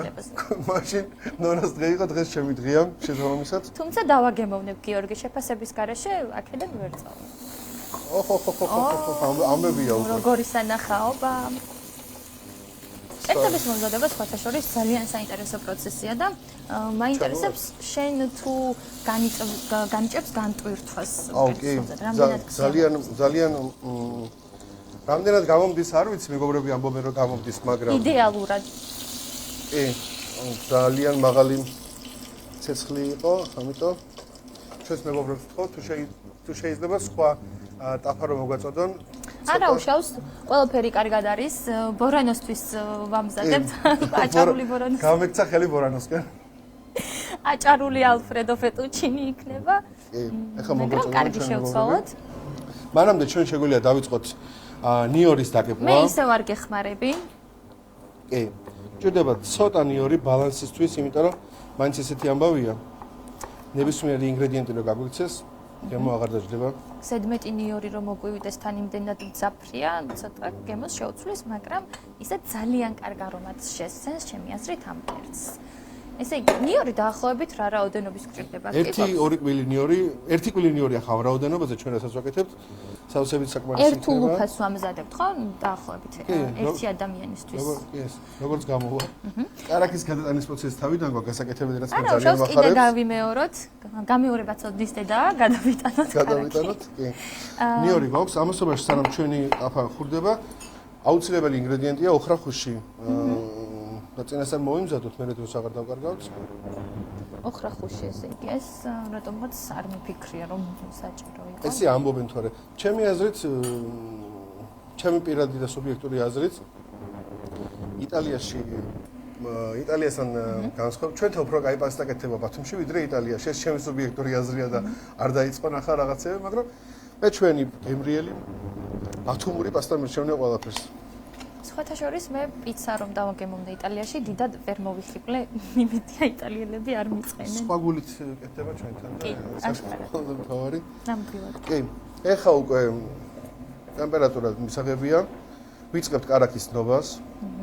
ამჯერად არ უწვავთ, მეგობრებო. კი, არ წავთ. როგორი ფერი უნდა გქონდეს ალბათ ოქროსფერ შეკვეთილობას ამირებს, უკვე შეგვიძლია ავიღოთ, ხო? კარგი ოქროსფერი. პირდაპირ ამაშივე გადავიტანთ ეხა ჩვენ ნიორს გაუჯდეს. ნიორი შეგვიძლია ესეთი ზომით დავჭრათ, არა საუბრობთ ძალიან დავანაწილოთ. ხო, ესეთი მარტივი რუბრიკა გვაქვს და ყველაფერი უნდა იყოს მაქსიმალურად მარტივად გაკეთებული. როცა სახლში მივა ადამიანი დაღლილი, სწრაფად მოიმზადოს გემრიელი კერძი თავისთვის. ნიორი გადავიტანეთ მარტივი ხელის მოძრაობით. როგორი სურნელია უკვე. იტალიური კერძები ვისაც უყვარს, ჩემი აზრით. სუნი ძალიან კაია. საუკეთესო იქნება ეს მისთვის. კარაკი გადნა, შეგვიძლია გადავიტანოთ ნაღები და არ დავინანოთ.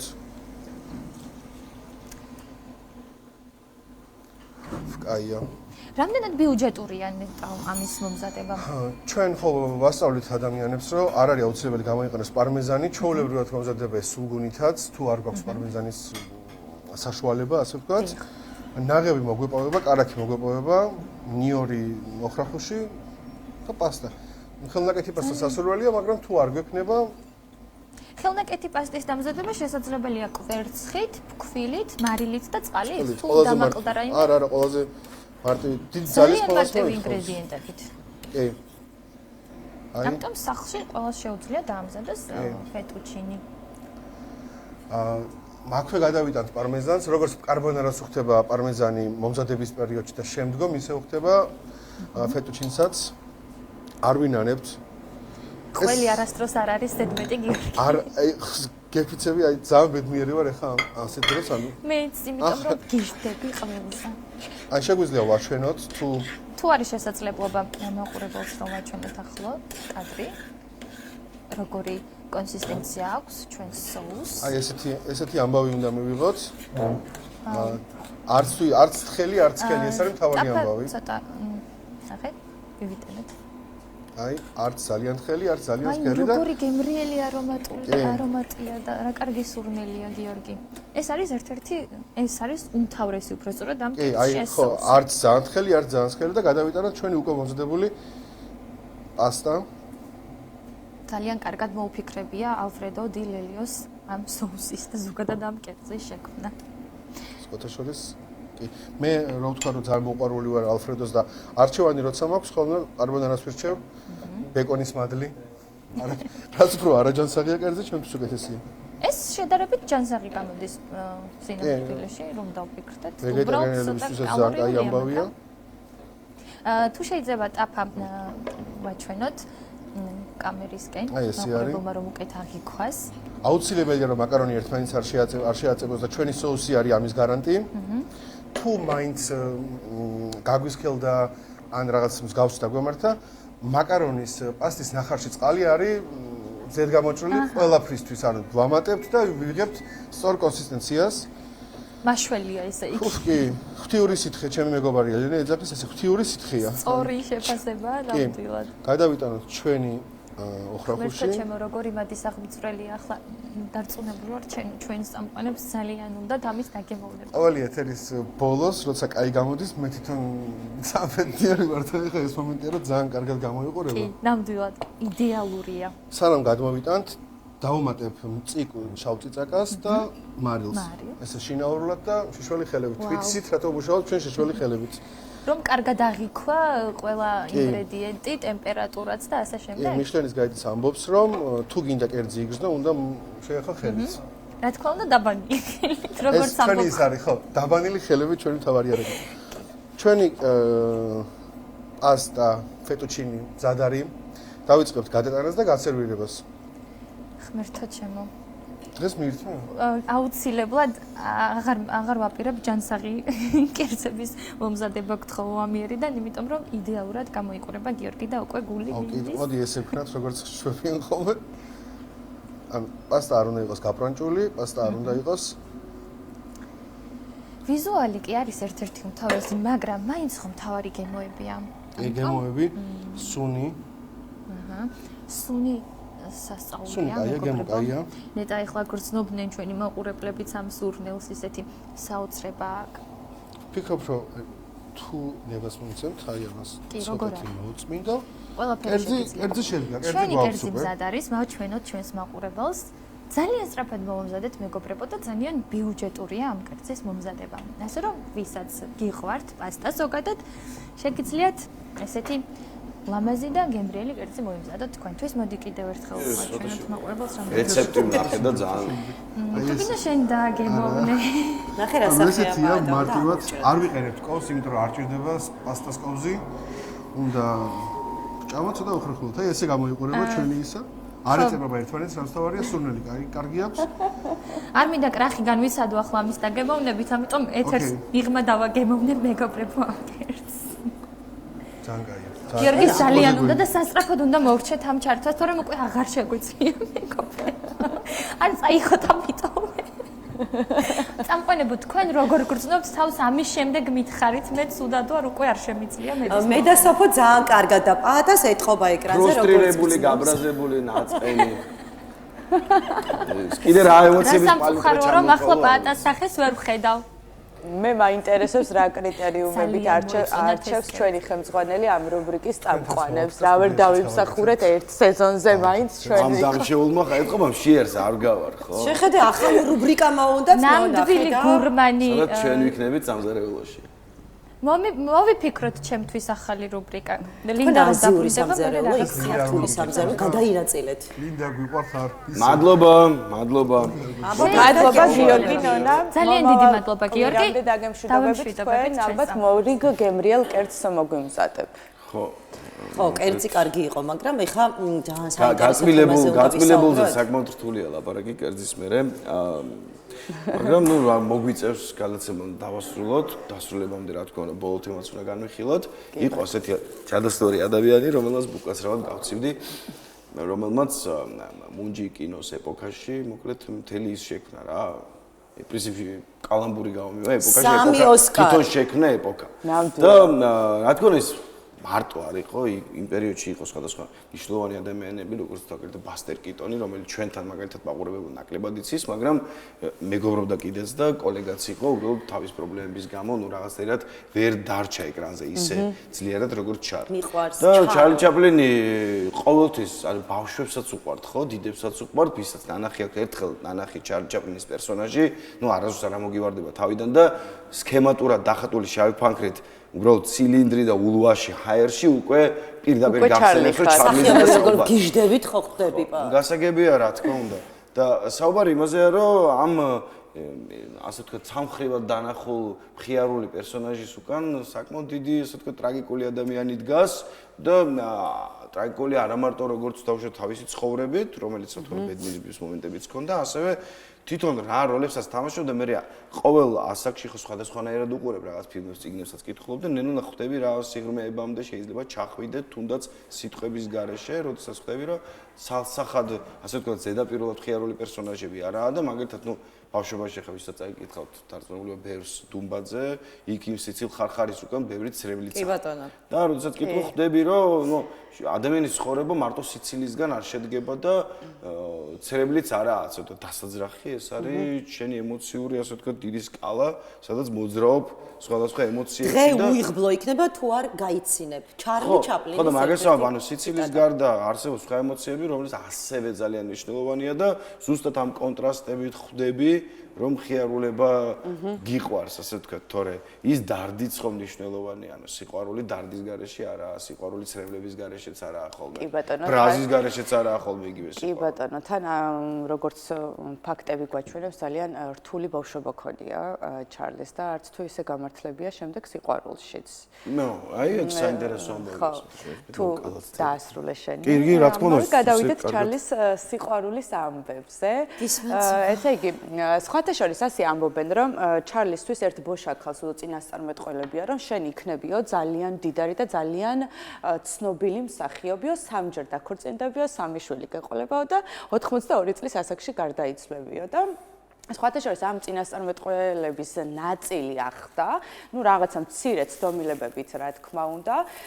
ჩარლი მე-20 საუკუნის ერთ-ერთი მდიდარი და ცნობილი მსახიობი გახდა, მან იქორწინა 4-ჯერ, შეეძინა 10 შვილი და გარდაიცვალა 82 წლის ასაკში, თუმცა ასევე არის რაღაცა ასევე ამბობენ რომ 82 წლის მაგრად 88 წლის ასაკში გარდაიცვალა და ხა რაც შეეხება მის სასიყვარულო ისტორიებს. ამბობენ რომ ქალთან ყვარული იყო სასწაული ძალიან მუსუსი იყო თურმე ქალების ნუ ხო ქორწინება თუ არაფერს არ ეუბნება მაყურებელს და ჩვენ ხო არა ქორწინებამდე რომანები ქონდა მაგრამ მე ერთი რომანი გამოვარჩიე მისი ბევრი რომანიდან ეს არის ედნა პერვიენსთან არაჩვეულებრივი რომანი აკავშირებდა ჩარლის ანუ ჩარლი ეძებდა მისი ფილმისთვის ქალის როლის შემსრულებელს და ერთ-ერთმა კოლეგამ გააცნო ედნა ну რა თქმა უნდა ედნა ძალიან მალევე მოახერხა მისი გულის დაპყრობა ისინი 3 წლის განმავლობაში იმყოფებოდნენ ერთად თუმცა და სხვათა შორის ჩარლიმ ედნა მისი ფილმების რაღაცნაირად მუდმივ გმირად აქცია 33 ფილმში აქვს მონაწილეობა მიღებული ედნას და შემდეგ დაიშალნენ, დასრულდა ეს რომანი, მაგრამ ან დაშორების შემდეგაც ჩარლი ყოველთვის ეპატიჟებოდა ხოლმე, რომ მიეღო მონაწილეობა ფილმში რაღაც დაშორების მიზეზი იყო ურთიერთუნდობლობა. ნუ ამის შემდეგ ისინი საბოლოოდ მეგობრებად დარჩნენ. ახლა რაც შეეხება მის ცოლებს, მისი პირველი ცოლი იყო მსახიობი მილდრედ ჰარისი. სხვათა შორის ჩარლის მასზე დაქორწინება არ უნდოდა, მანამ სანამ მილდრედმა არ განუცხადა, რომ ის იყო ორსულად. რაღაცაით აი თქვენს ბოლოს დაგრჩებათ ისეთი დავერწინება, რომ ყოველთვის ჩარლის დაჭერას ქალბატონები ცდილობდნენ ორსულობით, იმიტომ რომ მეორე ქორწინებაც მსგავსი იყო. მოკლედ, ხო პირიქით ვერ მოხდებოდა თორე შეიძლება პირიქითაც მოხდებოდა. როდესაც მილდრედმა უთხრა რომ ნუ ორსულად ვარო, ცოტა ესეთი არასასიამოვნო ფაქტს წავაწყდი, რომ ჩარლი მას $20,000 შეესთავაზა. უბრალოდ ძალიან ბევრი ფული იყო სოთა შორის. კი, მილიონზე მეტია დღევანდელი გათვლებით. უბრალოდ $20,000 მეორე ცოლს, მესამე ცოლს შეესთავაზა, ამაზე გადავალ.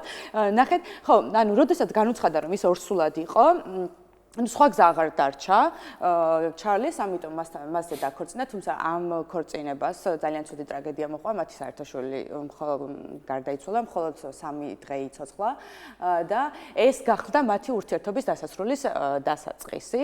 ამიტომ ისინი განქორწინდნენ და რაღაც ბევრი კამათის შედეგად, ну რა თქმა უნდა, მივიდნენ ამ გადაწყვეტილებამდე და სასამართლოში მილდრედმა ჩარლის სასტიკი მოპყრობისთვის დასდო ბრალი და ну ეს იყო, არ ვიცი, არარეალური ფაქტი, როგორც ამბობენ და საბოლოოდ ჩარლიმ მილდრედს $25,000 გადაუხადა, რომელიც კანონით ეკუთვნოდა, რა თქმა უნდა, განქორწინების შემდეგ და მაგრამ ასეთი ფაქტი მოხდა ძალიან საინტერესო და გულდასაწყვეტი. რაღაცნაირად შემზე ძალიან იმოქმედა ემოციურად, რომ ჩარლიმ $25,000 მაგივრად მილდრედს შესთავაზა $100,000 მხოლოდ ერთი პირობით, რომ ის მის ცხოვრებაში აღარასოდეს არ გამოჩნდებოდა და არ იარსებებდა. რა დღეშია ამ დროს მამაკაცი. ხო, და ნუ მილდრედი სამწუხაროდ ის თქვა რომ მე-20 საუკუნის პირველ ნახევარზეა საუბარი, როდესაც ჯერ კიდევ, ანუ ასე ვთქვათ, პირველ ყოფილი ბჭყალებში მდგომარეობიდან კაცობრიობა არაა გამოსული, იმიტომ რომ ძალიან მნიშვნელოვანი ძვრები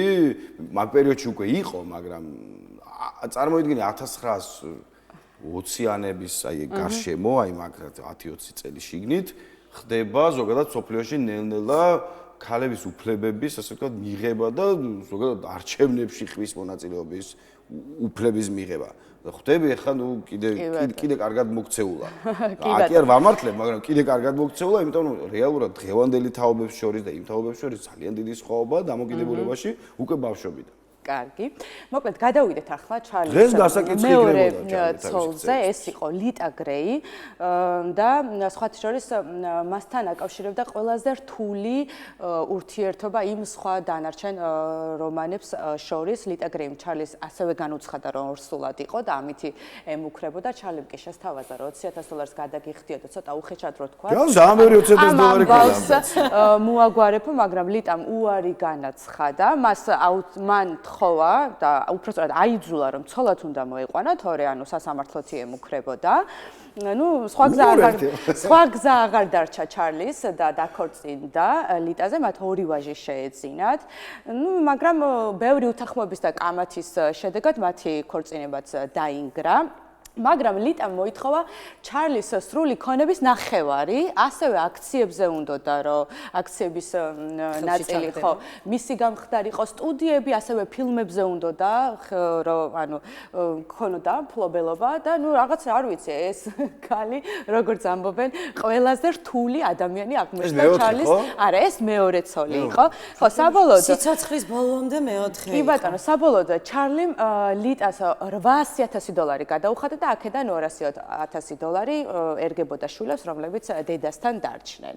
ხო, აი ნენელა უკვე მეორეც, როდესაც მეორეჯერ დაერქვა ოჯახი, ხო, ნენელა უკვე ჩარლი ფიქრობდა, რომ მის სიყვარული მისი არ იყო, იმიტომ რომ აი ეძებდა და ნუ რაღაცა ყველა ურთიერთობა კრახით უსრულდებოდა და რაღაცნაირად იმეც კარგავდა, რომ ერთ მშვენიერ დღეს დიპოვნიდან ამდვილ სიყვარულს და ძალიან ხანმოკლე ქორწინება აკავშირებს პოლეტ გოდართან, რომელიც მისი მესამე ცოლი იყო და სხვათა შორის პოლეტმა დიდი რაღაცნაირად ენთუზიაზმით დაიწყო ვარსკვლავის მეუღლის როლის თამაში, მაგრამ არ გაუგრძელდათ ამათაც ფილმი დამთავრდა. დიდხანს ურთიერთობა და ხო ისინი დაშორდნენ, ამასთან შვილი არ ყავდა, ერთ-ერთ მეორე ცოლთან შეეძინა 2 ვაჟი და საკმაოდ ასაკში როგორც იქნა ჩარლი ჩაპლინის გაუმართლა და იპოვა ის დიდი სიყვარული, რომელთან ერთადაც მთელი ცხოვრების განმავლობაში 36 წელი იყო განსხვავება. იმყოფებოდა, კი ბატონო. ეს იყო ცნობილი დრამატურგის იუჯინ ონილის ქალიშვილი, უნა ონილი, რომელიც ძალიან ახალგაზრდა იყო, სამსახიობო კარიერას ახლად იწყებდა, პირველ ნაბიჯებს დგამდა და სხვათა შორის უნა ამბობს, რომ ერთ-ერთ კასტინგზეო პირადადაც კი შევხვდიო ჩაპლინს, მაგრამ საერთოდ ვერ ვიცანიო, იმიტომ რომ ეკრანზე სხვანაირი იყო და თუნდაც ძალიან ლამაზი ფერის თვალები ქონიო და მის მეგობარს ეუბნებოდა, საერთოდ ვერ მიხვდიო, რომ ის იყო და ნუ რა თქმა უნდა უნა ულამაზესი იყო და ჩარლი რომ მოიხიბლა მისით ეს ამაში უცნაური არაფერი არ არის, მაგრამ ის ეჭვობდა, რომ ასაკიდან გამომდინარე, როგორც მე ვთქვა, 36 წელი იყო სხვაობა და მათი ურთიერთობა რაღაცნაირად ვერ აეწყობოდა, ან მორიგი ფულზე მონადირე ქალი აღმოჩნდებოდა, თუმცა მალევე დარწმუნდა, რომ აბსოლუტურად ცდებოდა ჩარლი, უნასაც სიგიჟემდე შეუყვარდა. ჩარლი მიუხედავად იმისა, რომ ბევრი ეწინააღმდეგებოდა, განსაკუთრებით უნას მამა იყო წინააღმდეგი მათი ურთიერთობის, მაგრამ ისინი დაქორწინდნენ. და უნამ მის კინოკარიერაზე უარი თქვა და თავის სრულად მიუძღვნა ოჯახს, მათ 8 შვილი შეეძინათ და აქ აუცილებლად უნდა აღვნიშნო, რომ მერვე შვილი, როდესაც შეეძინა, ჩარლი იყო 72 წლის და ასე ბედნიერად დაასრულა მისი ცხოვრებაც და როგორც იქნა იპოვა კიდევაც საყვარელი ქალი. და მე შვილზე გადავალ, ეხა ჯერალდინას, როდესაც მიწერა ჩარლიმ წერილი, ეს საკმაოდ ცნობილი წერილია და ძალიან ბევრმა ადამიანმა იცის, უბრალოდ აქ მინდა აღვნიშნო ის, რომ თვითონ ჩარლი ჩაპლინს ისეთი ცხოვრება ჰქონდა გავლილი, აი როგორც მშობელს შვილის მიმართ ძალიან დიდი პასუხისგებლობა გვაკისრია თითოეულს და ძალიან კარგად ასახავს ცხოვრებისეულ მოვლენებს, თუ როგორ უნდა მიუდგეთ ადამიანები, როგორ უნდა ვიცხოვროთ, როგორ უნდა გავლოთ ეს წამი, როდესაც ვართ წარმატების მწვერვალზე და ჯერალდინა, ვიცით ყველამ რომ იყო ძალიან ცნობილი ბალერინა, ჩარლი მას ღამეებს უთენებდა,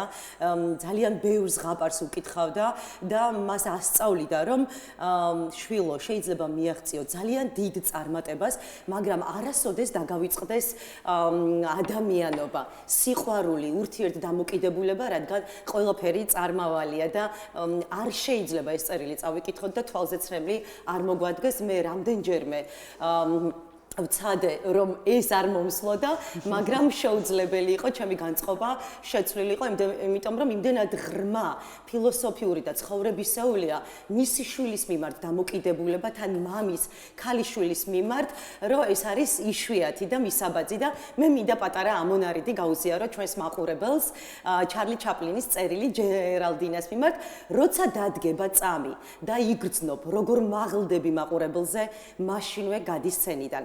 პირველივე ტაქსი დაიჭირე და პარიზის გარეუბნებს მიაშურე. მე კარგად ვიცნობ ამ უბნებს. იქ იხილავ მოცეკვავე ქალიშვილებს, შენსავე მსგავსს, შენზე უფრო გრაციოზულებს, შენზე უფრო ამაყებს. შენი თეატრის პროჟექტორების თვალის მომჭრელ ელბარებას იქ ვერსად ნახავ ჯერალდინა. მათი სცენის პროჟექტორები მთვარეა. დააკვირდი, აბა კარგად დააკვირდი, შენზე უკეთ ხომ არ ცეკვავენ.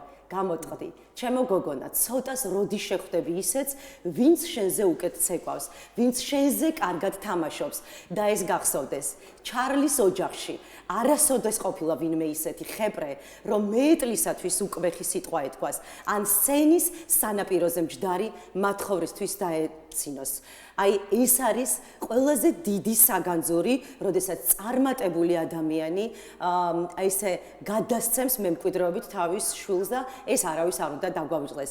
რამდენად მივაღწევთ წარმატებას, იმდენად უნდა გავანულოთ ჩვენი წარმატება და უნდა გვახსოვდეს, რომ პირველ ყოვლისა ვართ ადამიანები და შემდეგ არის კარიერა. და ისიც უნდა აღნიშნოთ, რომ სამართლიანობისთვის, რომ ამ წერილს წერდა საკმაოდ ისეთ ხანდაზმულ ასაკში, როდესაც ახალგაზრდული ვნებათა ხელები ცოტა დამშვიდებულია, როდესაც გადააფასე შენი თავი, ძალიან ბევრი შეცდომა მიუხედავად ვინც არ უნდა ყოფილიყავი რამდენად წარმატებული ხვდები, უკვე ხვდები, რომ ძალიან ბევრი რაღაც გაიარე, ასე ვთქვათ, შემოდგომა დადგა შენ ცხოვრებაში და პრინციპში ცოტა უფრო გულწრფელი ხარ და იცი, რომ ბევრი მაიმუნობა გაქვს ჩადენილი ცხოვრებაში.